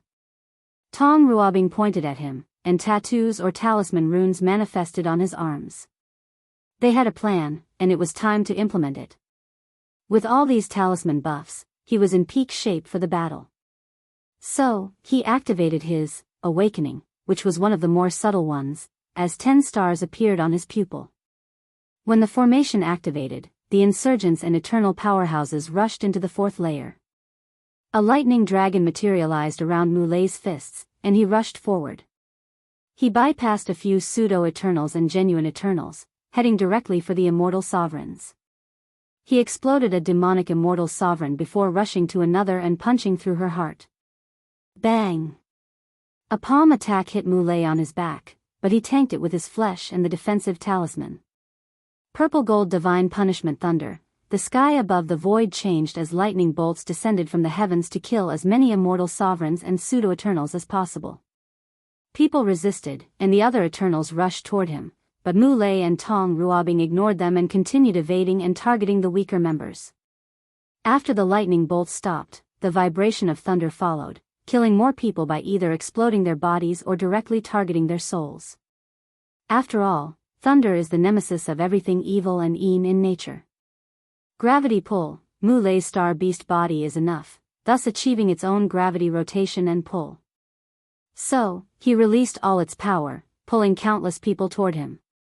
They tried to resist, but the pulling force was truly terrifying. Lightning Dominion. Mu Lei controlled the electrical impulses in these people's bodies and exploded them from the inside. As for the people whose bodies were entirely conceptual, it did not matter as they once contained lightning, and were thus susceptible to this technique. Weight-crushing fist. He appeared before a young female immortal sovereign and punched her.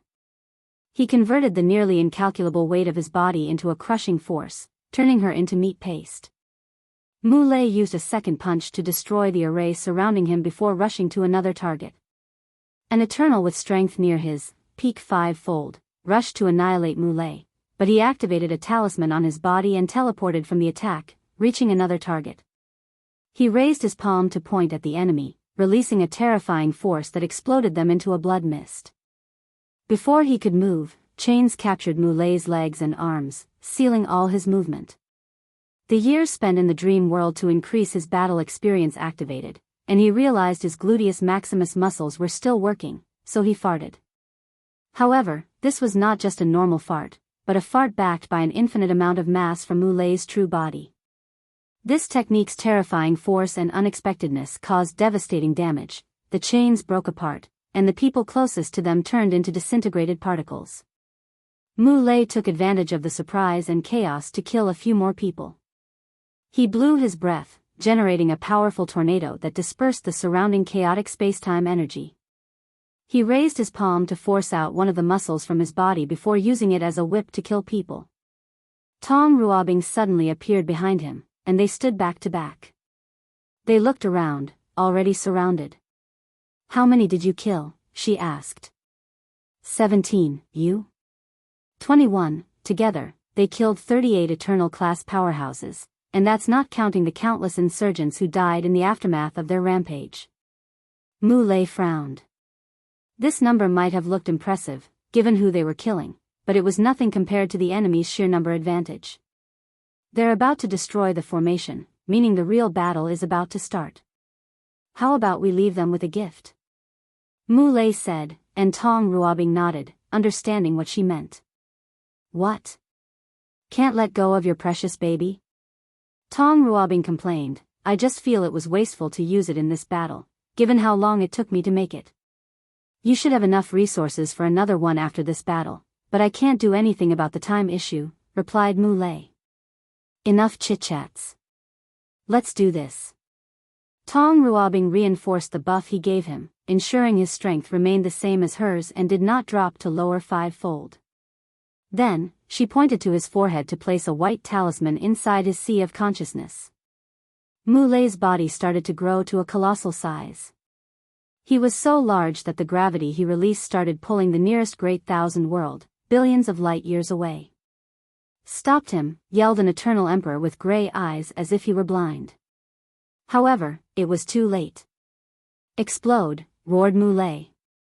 His enormous body detonated, releasing a maelstrom of energy, killing an incalculable number of individuals on both sides despite his controlling the power to rush toward the enemy.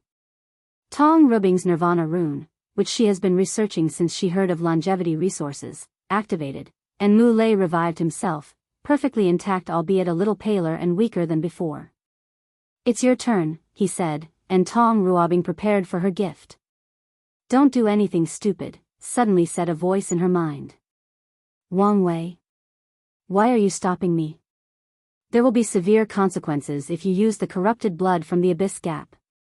Consequences? But I've calculated it 1,000,000 times and took all kinds of precautions, she rebutted. You're messing with forces beyond your comprehension, said Wang Wei. I'm starting to regret letting you keep that blood, don't make me take it back. Fine, said Tong Ruobing. But now that you're here, can you do something? The situation is not looking too good for us. No, it's not time for me to show up yet. Not enough people have died, and not everyone has taken the bait. Not enough people dead? Is this your objective? Counter the balance mechanisms by creating this war to kill as many powerhouses as possible, asked Tong Ruobing, putting a few pieces together. No comment, replied Wang Wei. Although he understood the balance mechanism's necessity and was okay with playing the game, he could still show his dissatisfaction with being restricted in other ways.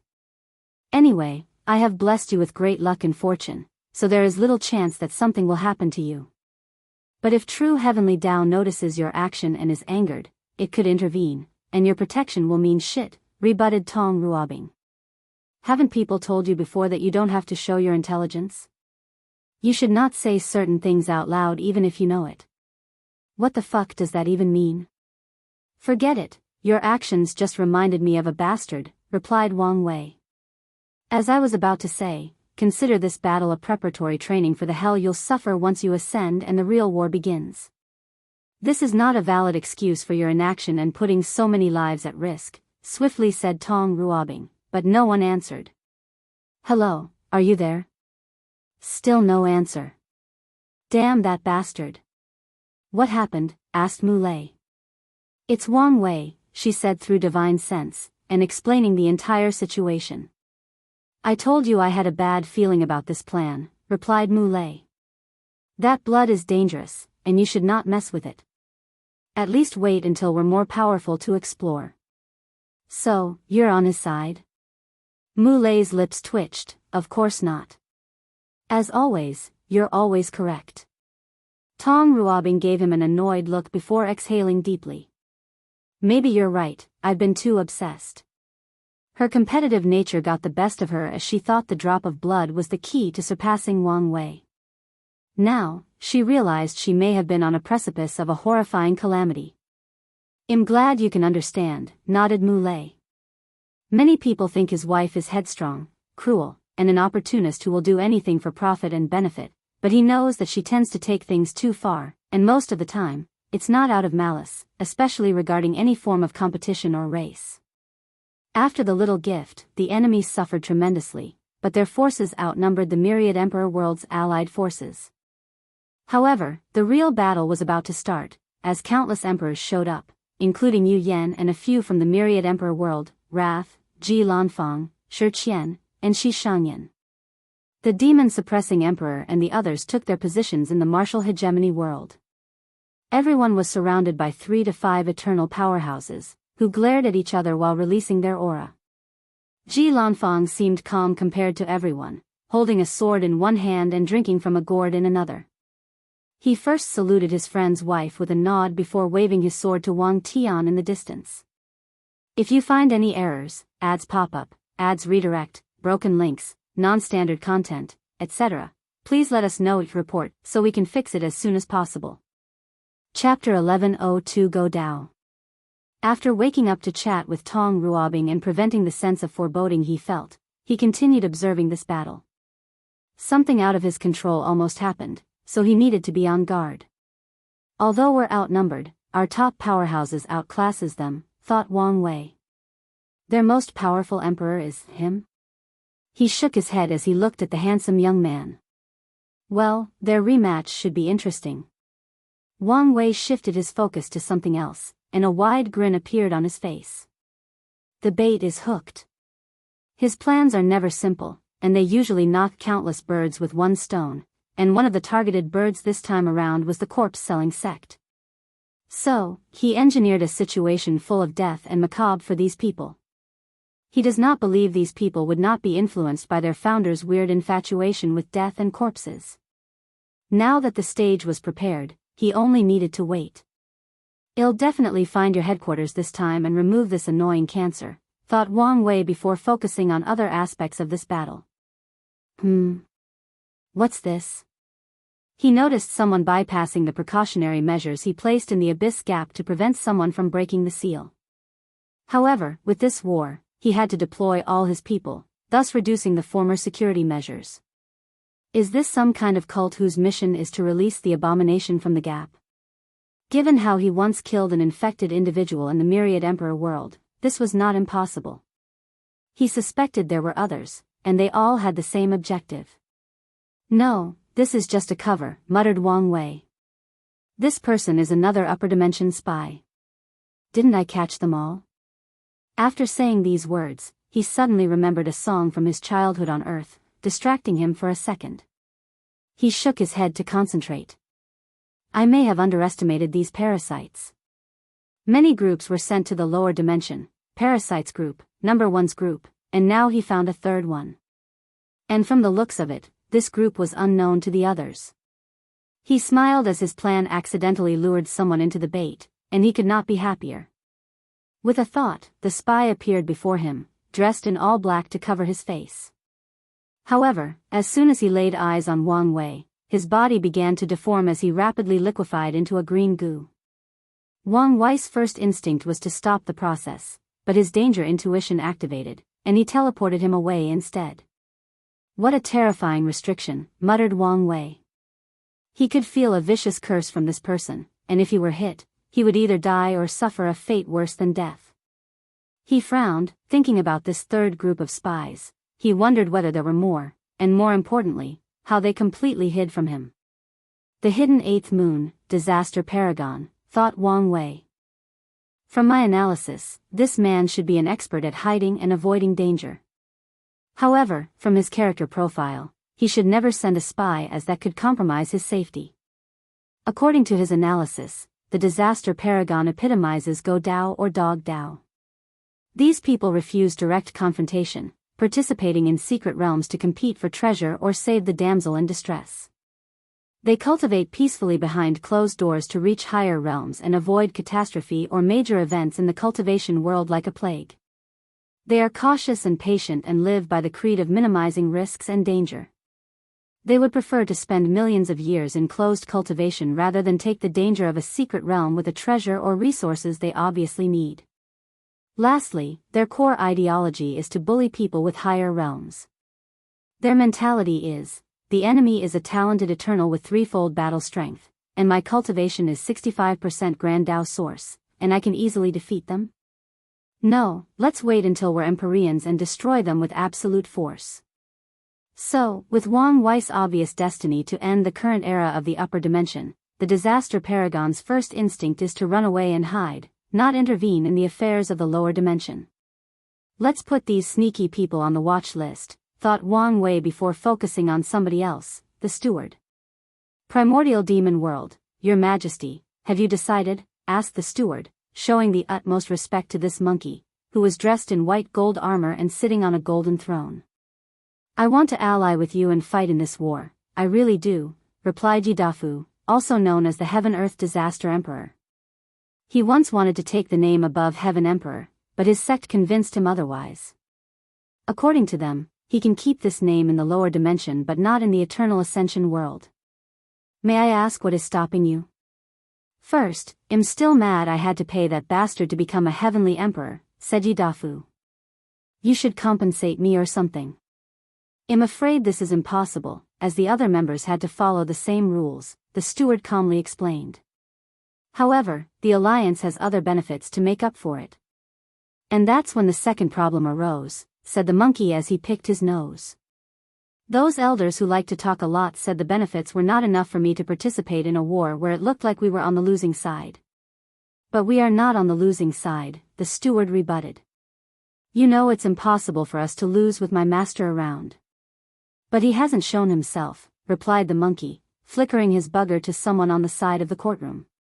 The representative seemed used to this kind of behavior, so he calmly waved his wand to dissipate the bugger. That's because... Little monkey, you know I'm not dead, so why are you playing hard to get? Wang Wei. Where are you, bastard? Show yourself. Why do I need to show up? So I can fight you again, I want a revenge match. I don't fight cowards, said Wang Wei with a sneer. Coward? You dare call me a coward? Red veins surfaced on the monkey's neck and eyes. The Yidafu I knew was always ready for battle. But the one before me is a coward who is refusing to participate in the biggest war in the lower dimension since the innate acquired war. So, no, I won't fight you. Bastard, roared Yidafu, shaking the entire primordial demon world. His aura forced 99% of demons to cower in fear. Your Majesty, don't. Shut up, he said, looking at the person who spoke with red eyes. I know he's baiting me. The spoken court minister smiled wryly while lowering his head. If you know someone is baiting you and you actively fall for it, there is no difference if you don't know. Prepare all our troops, we're participating in this war, declared Yidafu. And you, bastard Wang, once this is over, I want my rematch. Even though you know you can't win?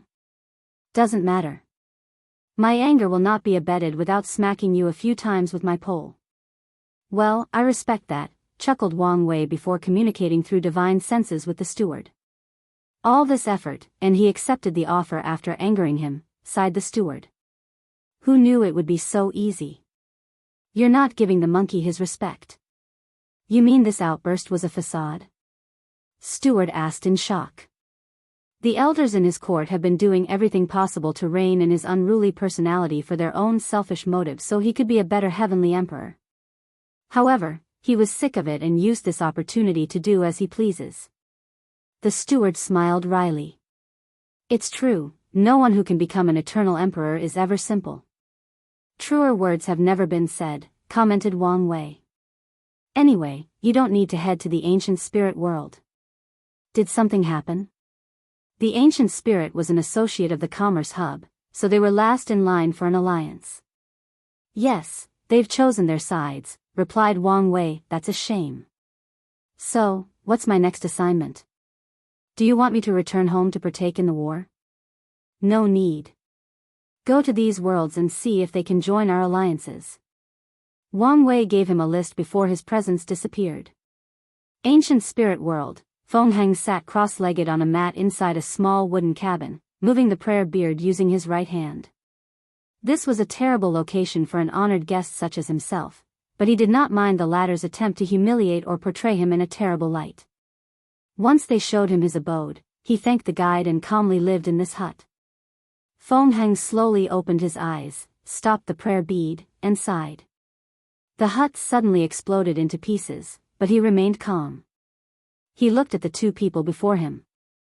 If you find any errors, ads pop up, ads redirect, broken links, non-standard content, etc., please let us know to report so we can fix it as soon as possible.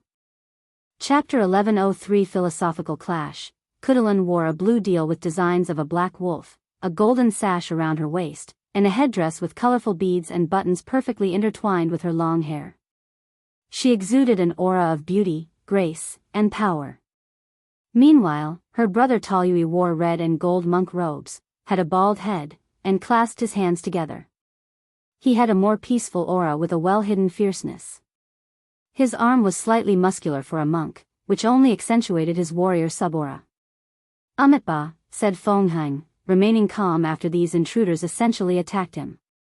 He looked at Taoyui and said, Venerable, is this necessary? We are monks, so why resolve to use violence to solve our issue? I also don't want to use violence, but I don't have a choice, Taoyui replied. We cannot disobey the commerce's hub orders. You know of the rumors about His Majesty. Do you think something really happened to him? Why did you choose the losing side in this battle? If nothing happens to him, why hasn't he shown up? Because he's playing chess with the entire world, Feng Heng explained calmly. That's why our people are willing to follow him and fight in this war that seems hopeless by all accounts. We know as long as we follow him, we will be the final winner. Unfortunately, we do not have this kind of blind faith. Feng Heng looked at him briefly before shifting his eyes to Khutulun. Shadow Monarch Empress, why don't you be the voice of reason and stop your brother? Monk, don't waste your time, replied Khutulun. Since we chose to walk this path, we will see it through to the end.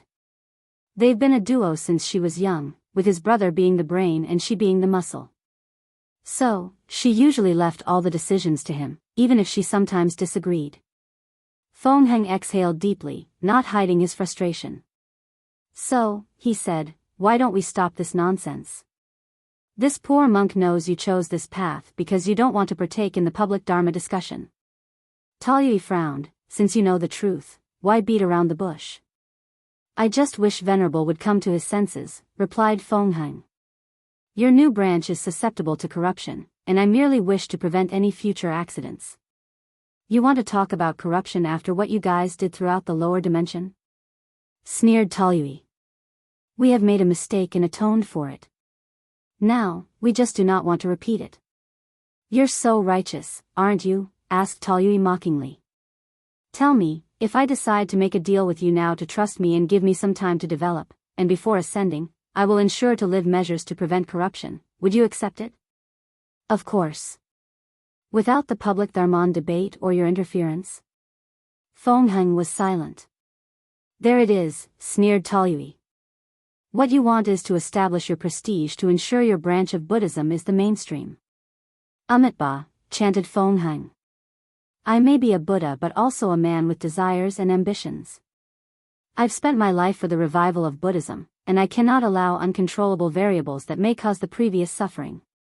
Feng Heng slowly stood up from the floor. Finally showing your true color, sneered Taoyui. And you've never hidden your ambitions, countered Feng Heng. Their eyes met, followed by their aura, which twisted the surrounding space. Luckily, they have evacuated all the civilizations and weak cultivators. This poor monk does not want to kill unnecessary lives, said Feng Heng. Your world should have a void battlefield. Let's fight there. Very well. Khutulun waved his hand to open a portal, and Feng Heng entered after checking for traps. He found himself in a large space with a very sturdy space. Boom! A magnificent flame rushed toward Feng Heng, and this was not an attack but the result of this battlefield's environment. Feng Heng activated his Awakening, manifesting as a black and white mandala floating behind him. Taoyu's awakening was a red mask making a fierce look, and Khutulun had shadow wings. Suppress, Feng Heng's proving Dao artifact, a golden prayer bead necklace, floated above those two, releasing a terrifying pressure to suppress them. Thousands of shadow tentacles rushed from Khutulun's body to strike the bead necklace, but it was useless. Luckily for her, Taoyu's arrow came to assist her. The bead trembled but remained steady. Then, a golden palm descended from the sky to suppress these two even more. A shadow covered the two siblings, and they disappeared from their location. Shadow Wind Arrow, an invisible array, rushed toward Feng Heng with immeasurable speed. However, such a tactic was useless to someone with yin-yang eyes, so he casually raised his hand to catch and crush the arrow. Buddha's travel. The Buddha has escaped the physical limitation of his body and the material world. His mind is everywhere, so he can be everywhere. With one step, Feng Heng appeared before them and slapped his palm, releasing a powerful force that sent those two flying. They crashed into a thunder zone in this void battlefield, almost injuring themselves a second time. Luckily, Taoyue used a divine ability to grant them immunity from elemental damage. Shadow Creature. Two shadowy creatures appeared behind Khutulun, one with hands made of curved blades and the other with spikes on her torso, back, and legs. They appeared next to Feng Heng and tried to hack him into pieces. However, a golden light swiftly dissipated their bodies. Yin-yang closing disc. Two yin-yang symbols appeared above and below the siblings, trying to crush them into meat paste. And this time around, Khutulun could not use shadow teleportation. As the pressure loomed on them, Khutulun had a brilliant idea, and she disappeared from the trap. Did she use the ancient spirit realm as the medium for her teleportation? Her battle IQ is better than I expected, thought Feng Heng, looking in the distance. Fake Nirvana. Feng Heng clasped his hand, and his body released a holy light. The barbarian siblings suddenly looked dazed with a dream smile. It was like they were in an ultimate state of happiness. In some ways, that's exactly what they were feeling, peaceful, blissful, and liberated from the cycle of life and death. The siblings were enjoying the joy of achieving nirvana and obtaining the ultimate liberation of the mind.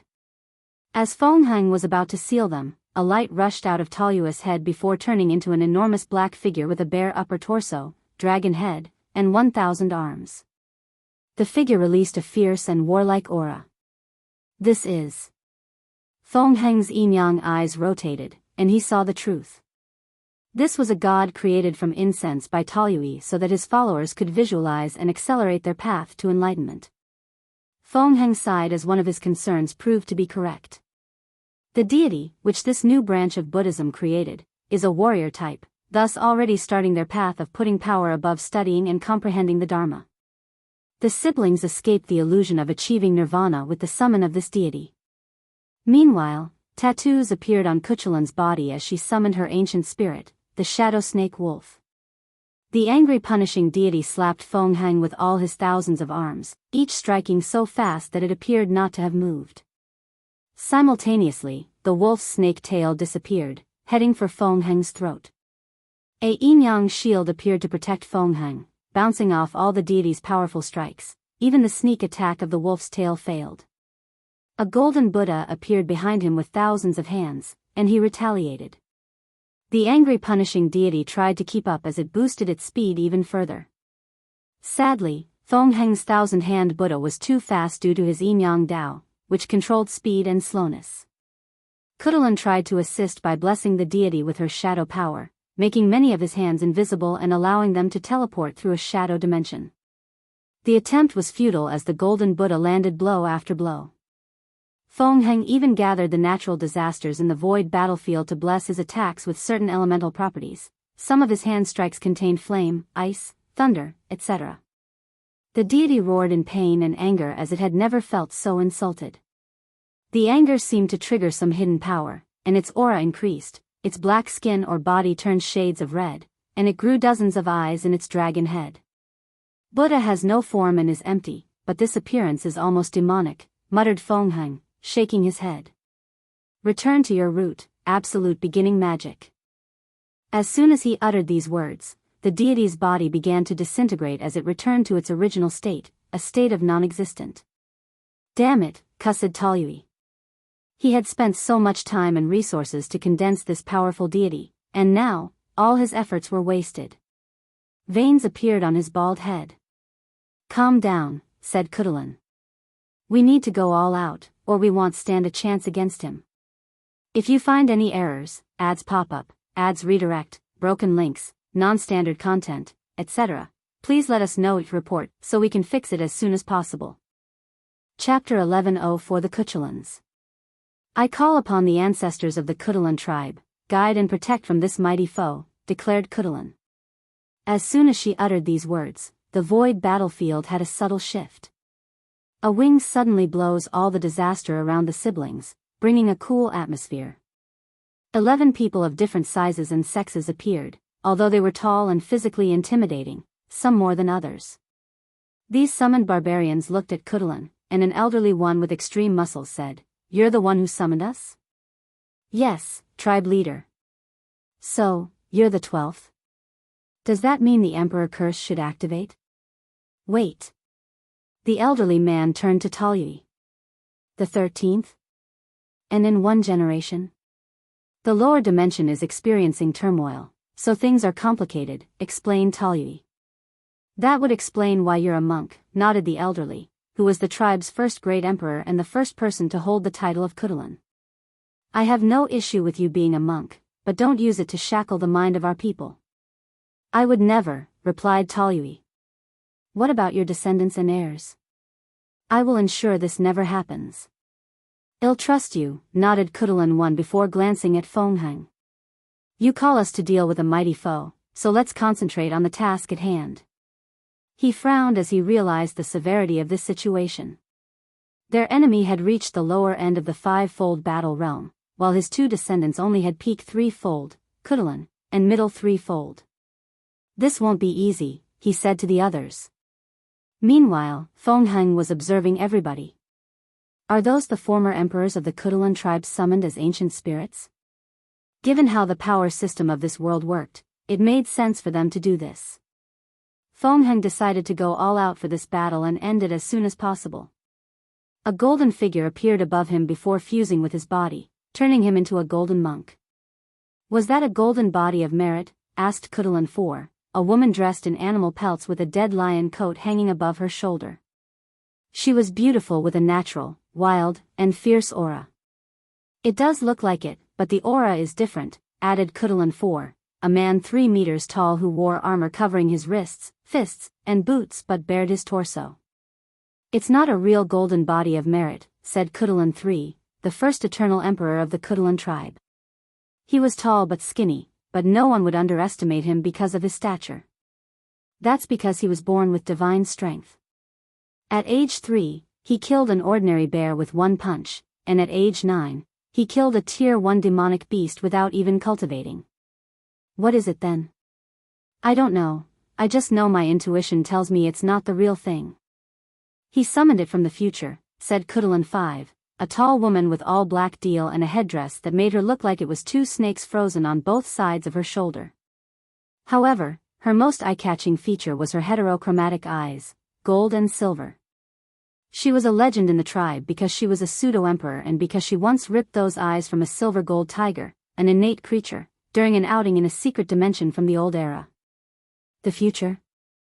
He has the potential to condense a body of merit but hasn't gathered enough merit, so he used a time-based spell to summon it from the future, or a potential future. "The enemy might be more troublesome than we anticipated," said Khutulun 2, a middle-aged man in a loose, bland black robe who concealed his powerful physique.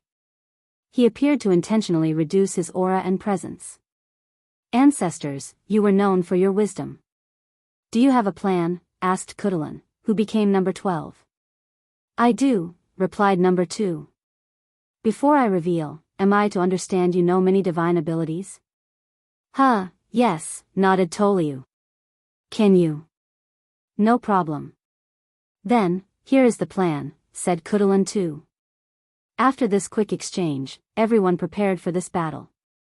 Khutulun 8, the only member of the group who practiced a professional Dao, blessed everyone with divine runes, talismans. Then, Khutulun 1 and 4 rushed toward Fongheng. The tribe's founder practiced Power Dao, so his fighting style was direct and aboveboard. He punched his opponent with the force of 1,000,000 great thousand worlds, exploding simultaneously. Bang! Bang! Bang! The attack did nothing to Feng Heng as a golden light around his body blocked all these attacks. Even when number 3, who cultivated Weapon Dao, summoned 2 massive hammers and joined on the offensive. Feng Heng punched the elderly man in the face and kicked number 4 in the stomach, sending them flying away. Then, 2 flying and invisible arrows appeared out of nowhere, hitting vital parts. Feng Heng frowned despite not being injured. Looking at the source, he saw Taoyui, with Khutulun 9 and 10, each holding a bow and arrow. However, this was his focus as he turned to look at Khutulun 8 and 5. The Khutulun and the talisman maker blessed the arrow, but the main reason my eyes didn't detect it was because of this woman with divine eyes, summarized Feng Heng. He pushed his eyes to the limit before using Buddha's travel to rush to this particular group. He considered the woman a major problem and headed directly for her. However, Khutulun 3 rushed to stop him, exchanging blows and forcing him to take a few steps backward into the void. Power Dao? No, he's a pure body refiner and seems exceptionally talented, thought Feng Heng. The flesh is a poison, and the only path to freedom is a spiritual practice. Feng Heng uttered these words with his lotus tongue technique, and the latter's flesh began to rot. Khutulun 3 reacted swiftly as his body turned red, countering this technique. However, Feng Heng took this opportunity to temporarily seal him inside a black and white energy shield. He continued toward this threat, and once he was close to their destination, he did something that surely surprised the group. Feng Heng suddenly teleported to the group of archers and unleashed a devastating palm attack. Khutulun 9 and 10 had no chance to respond and exploded into spiritual particles. Taoyui was bleeding, but he did escape from Feng Heng's vicinity. Feng Heng did not pursue him but looked at Khutulun 11 and said, "Vile things, vanish from my sight." Omicron M. Khutulun 11 was the shortest of the group and had a pale, almost sickly complexion. That's because his main Dao was poison and curses, which ruined his body in his early years. He never changed it after proving the Dao. When Feng Heng uttered these words, 11 knew he was done for. The golden body of merit is more efficient against vile things like poison, curses, or anything evil or demonic, which are foundations for his Dao. So, a golden light descended from the heavens and purified him into oblivion. "Damn it, does he know our plan?" asked number 4. "Possibly." "No, he doesn't," reassured Khutulun 2. "He just has a terrifying battle experience, which is odd given he's a monk. However, his aura is more ancient than normal, so that might be the cause." Khutulun knew of the dream world and its effects, but she also knew this was not the time for this kind of conversation. What's next? The plan remains the same. Just be more careful. Khutulun 1, 3, and 4 became the vanguard. Khutulun fused with her wolf, boosting her strength, before turning invisible, and Khutulun 5's eyes glowed and released golden chains to provide support. Feng Heng frowned as he sensed danger. Her chains are targeting my weak points, he thought before evading. The other heavy powerhouses followed him closely, not leaving a chance to breathe and react. Pish. Although the sound was small, somehow, everyone heard it and momentarily paused. As they checked with their divine sense, they saw another Feng Heng appearing behind Khutulun 2 and plunging his hands on his chest. The second Khutulun looked at his rapidly dissipating body before saying calmly, "Continue the plan." He disappeared, not even batting an eye on his demise. Feng Heng did not dissolve his Yin clone and had the latter rush toward the talisman maker team. Khutulun 5 activated her eyes, and a moon manifested above them, releasing a light that dissolved the clone. "I see. Her eyes are just another version of the yin-yang eyes," thought Feng Heng. Gold symbolizes yang, and silver is often associated with yin. Feng Heng knew that heavenly physiques were mainly human concepts. It's rare for demons or any creatures with a powerful bloodline to have a heavenly physique. So, it's possible that heavenly Dao modeled some of these physiques from the bloodline of the demon race, or in this case, innate life forms, since they are the original demon race. If you find any errors, ads pop up, ads redirect, broken links, non-standard content, etc., please let us know it report so we can fix it as soon as possible. Chapter 1105 True Buddhism. Fengheng remained calm before manifesting black and white chains to counter Khutulun 5s while also dealing blow-to-blow with numbers 1, 3, and 4. Khutulun 7, the woman with the lion pelt, stood in the distance, roaring at him, thus releasing a powerful shockwave attack.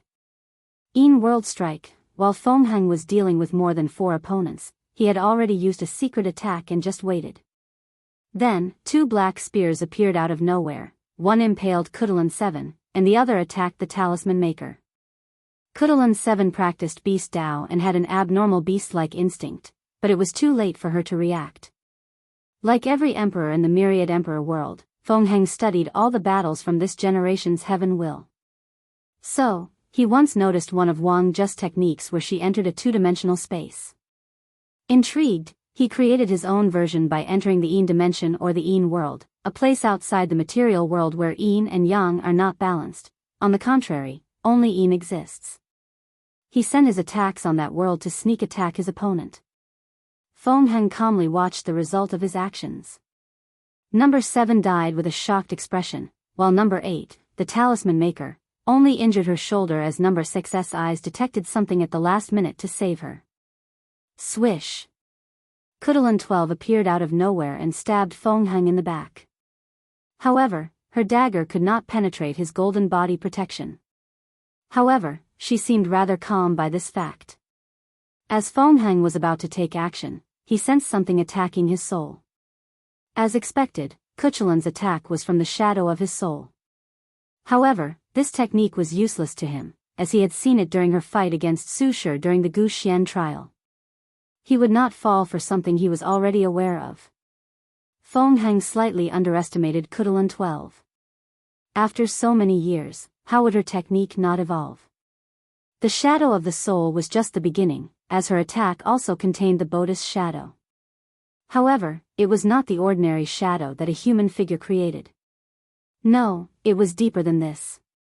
Her technique involved the idea that even the atoms in a body have their own shadow, and she controlled them to attack her enemy from the inside. He targeted their essence. Such a brilliant move, and Fengheng's mistake should have been the opportunity to wound her opponent severely. Sadly, Khutulun 12 or anyone in this battle underestimated the defense of a golden body of merit, even the future possibility one, and of the lowest levels. The golden light around Fengheng's body appeared on every atom of his body to protect him. Do it now, said Khutulun 12, whose attack failed. She ordered the others who had already surrounded Fengheng to move, and they all activated the talisman secretly sealed inside their bodies. The talisman formed a magic circle above Fengheng, sealing all his movements. Brother, yelled Khutulun 12, and Taoyui braved into action. World Sin Corruption. He used a divine ability to summon all the sins or negative karma of the ancient spirit world and forcefully imbue them into the enemy's body. The plan was to corrupt Fengheng, thus destroying his golden body of merit. The corruption should also be enough to ruin his body and soul, leading to his defeat in this battle. This plan is stupid. I'm a monk, so purifying sins is second nature to me, he commented, calmly looking at the group as his body contained dark and red grievances. I'm not stupid, so would I know such a simple and obvious fact, sneered Taoyui. However, even you cannot bear the sins of an entire heaven will that has existed for countless yuan epochs. You have underestimated what I suffered before I succeeded in reviving Buddhism, Fengheng said calmly. Run away, yelled Khutulun 5, but it was too late. Golden Karma Lotus Flame, a golden flame enveloped Fengheng, purifying all the sins. The flame spread, instantly killing Khutulun 1 and 4 and severely injuring number 3. Omicron M. No, this can't be, said Taoyui, refusing to accept that someone could survive such terrible karmic sins, let alone purify them. Khutulun 4 suggested, we must do something, or we will lose this battle once he finishes. I have a plan, said Khutulun 12. We forced all the hidden Emperor Dao imprints from the spirit realm into his body, forcing them to confront each other. Everyone frowned. Khutulun 5 said, the spirit realm contained many ancient secrets. Do you think it's wise to mess with these people? I agree with her. Doing such a thing could have repercussions on the world and the tribe, added Khutulun 3. But if we don't do anything, we know for a fact the tribe won't survive, added Talyui, taking his sister's side. This plan can deal with the enemy while also helping the world get rid of these scourges, hiding themselves and waiting for the perfect opportunity to revive and cause chaos, persuaded Khutulun 12. As for the consequences, we will deal with them then. Khutulun 3 sighed, you're this generation's leader. We're only spirits left to support you. Since that's your decision, I will help you. The others looked at each other before agreeing. They immediately accessed the spirit realm and searched for hidden imprints before forcing them into Feng Heng's body. The imprints resisted, but there were only imprints, and only a few could use a full attack from their prime, so their resistance was futile. The team's greatest trouble was finding these hidden marks from the normal spirits. Some spirits were truly powerful, and it was not worth angering some of them. So, the team had to choose wisely while working with extreme haste. Feng Heng immediately felt it when the first imprint entered his body, but he did not care. He had absolute faith in his purification ability and used his Dao imprint to fight off these imprints. Feng Heng considered this fight a will-tempering experience. The battlefield shook lightly, and the sin stopped pouring. The team discovered their plan had failed, and continuing was useless. Talyui looked at Feng Heng with gritted teeth. Khutulun 12 was silent, and the remaining spirits sighed. Meanwhile, Feng Heng was looking at a white crystal floating before him, releasing white light. A physical manifestation of very condensed and purified positive karma? Interesting, thought Feng Heng as he observed the crystal. This should be very beneficial for my body training. He put away the crystal before looking at the survivors. Do you want to continue this pointless fighting? We're not given up because you have the advantage, replied Talyui. The battle does not end until we are all dead, added Khutulun 12. Amitba, sighed Feng Heng before going on the offensive. The result was as expected. He slaughtered the injured number 3 and swiftly eliminated the talisman maker, number 8, sealed number 5 with the intent to fuse this spirit with her yin-yang eyes, and captured Khutulun 12 and her brother. What do you want with us? Asked Talyui. You know what I want. I will never help you, declared Talyui. I'm even prepared to watch you slaughter all my believers and people. I won't help you even if it's the only thing to save my life. I know that's your hurt pride that's speaking, Feng Heng said calmly. Once you calm down, we will discuss with a more rational mind. Talyui looked at him fiercely. Men have committed worse acts while acting on pride. So, as I said, you can kill everyone. Isn't that what you wanted? The rise of Buddhism but curated through your wants and desires? Feng Heng did not immediately say anything. Instead, he looked in the distance with a peaceful aura. I've always thought that Buddhism and cultivation should never be intertwined. The power we acquire always interferes with our practice. We get entangled in the cultivation world's desires for benefits and power. We care too much about our ideology's prosperity instead of focusing on our spiritual practice and helping as many people as possible. If we do not have power, others will oppress and even persecute us, rebutted Talyui. Yes, that is the excuse used to justify why we need power, said Feng Heng calmly. But is that true? Why not practice a system of minimal power where only a few people practice cultivation to protect the collective while the rest focus on becoming enlightened? Isn't it obvious? The people with the power can easily abuse it, sneered Khutulun, and Talyui nodded in agreement. If they were true monks, why would they care about their power, let alone abuse it? The two became quiet.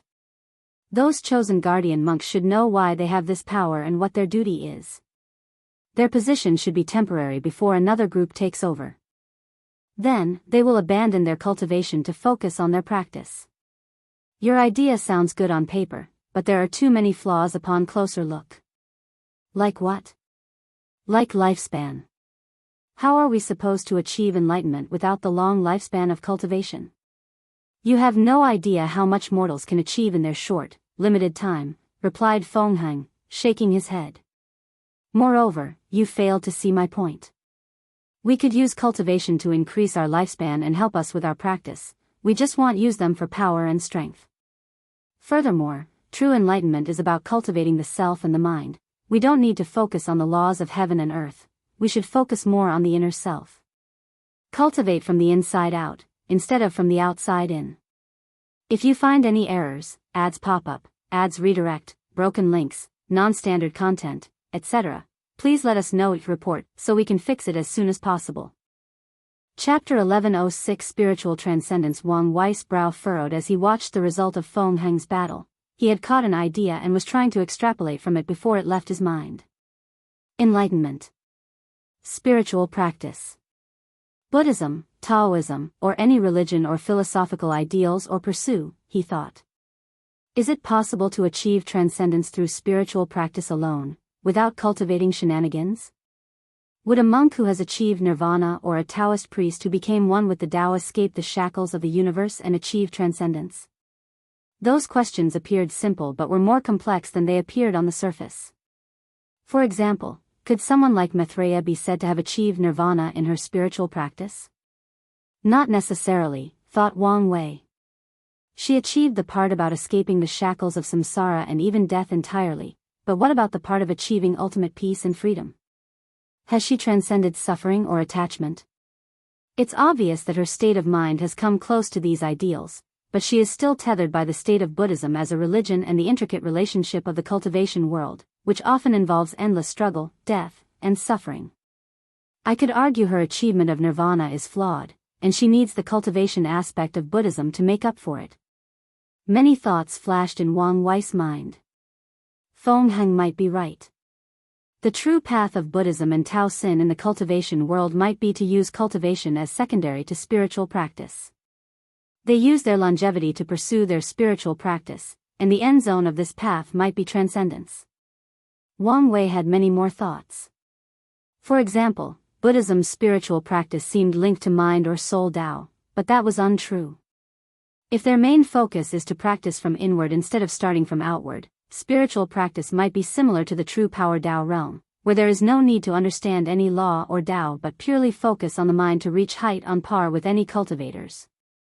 In other words, their practice is a path of power and transcendence that is not very much affected by foreign aid or grand Tao, just like body refining.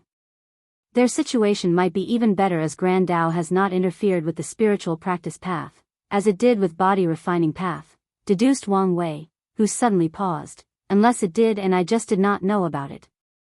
He considered the possibility that most monks and Taoist priests in the chaos universes followed the same path as Maitreya and Supreme Unity instead of Feng Heng because of Grand Tao's scheme.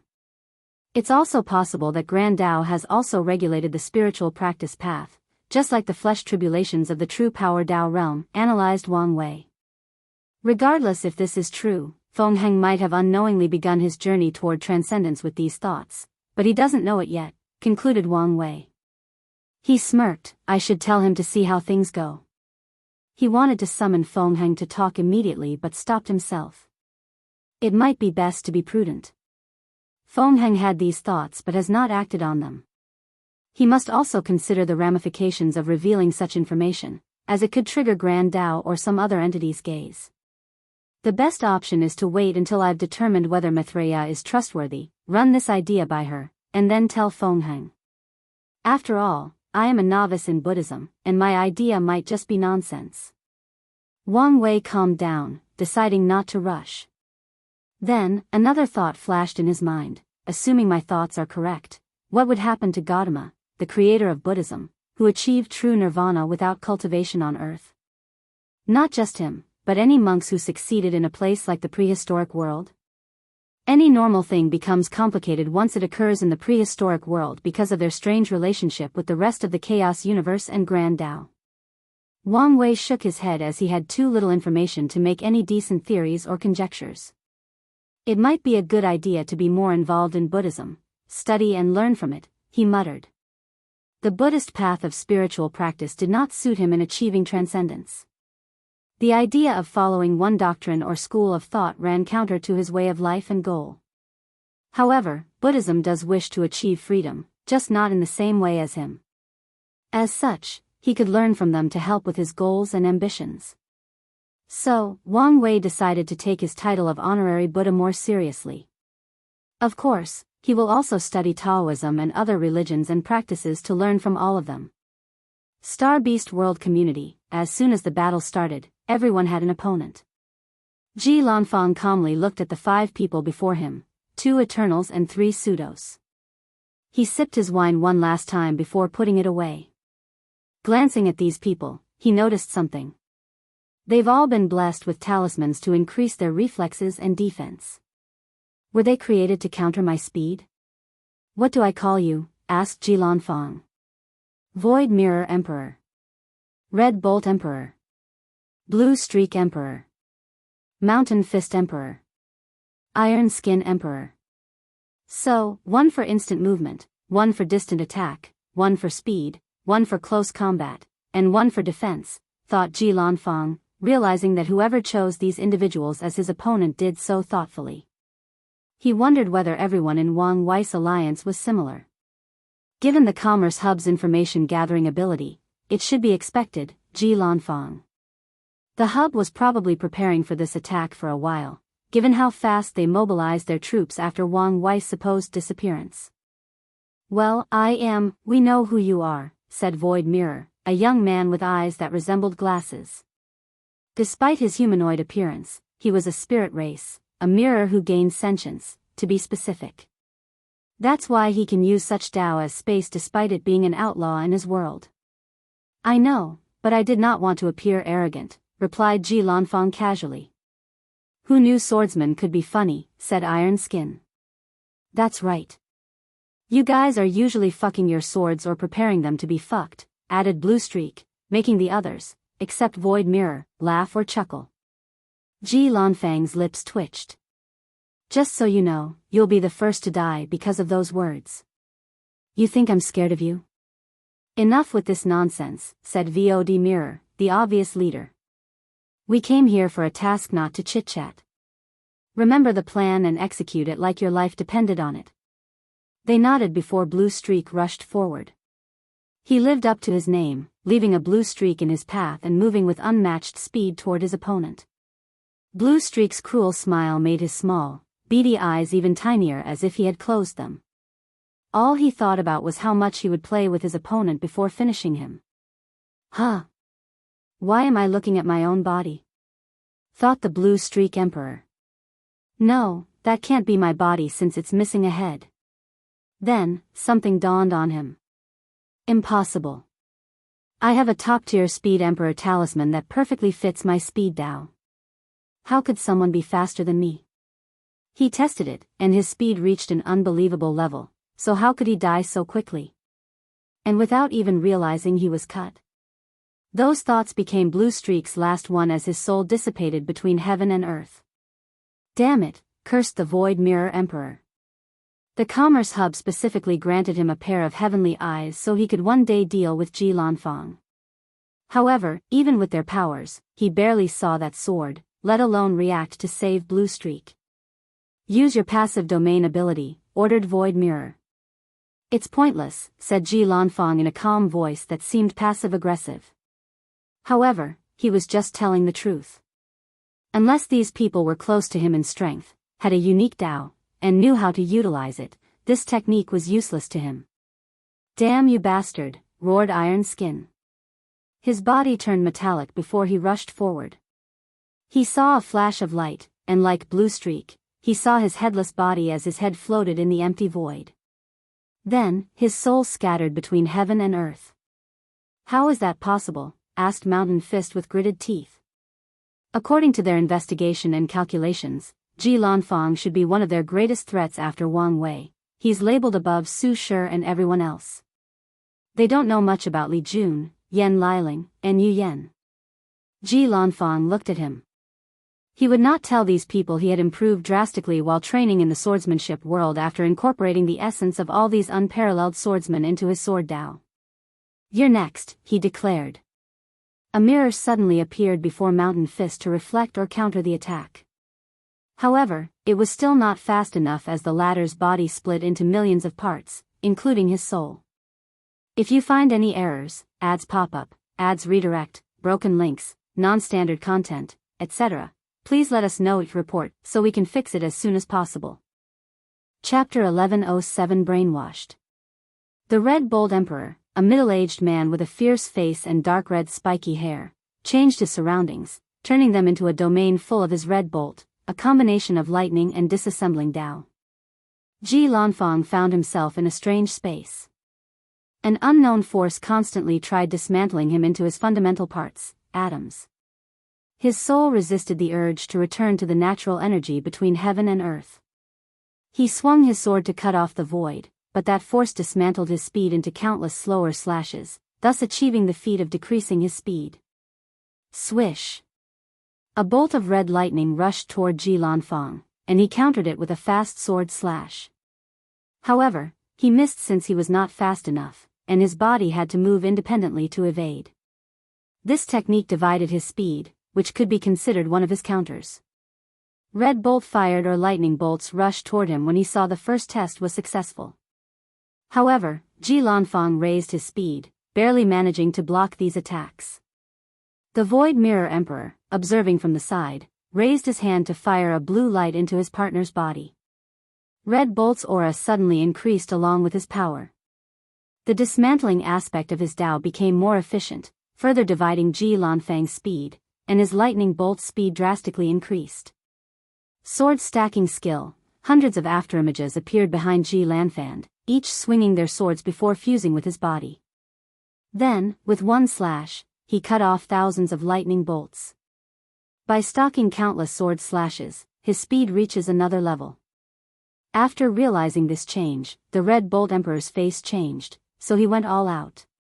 In his domain, every subatomic particle was a red bolt traveling at speed countless times faster than light.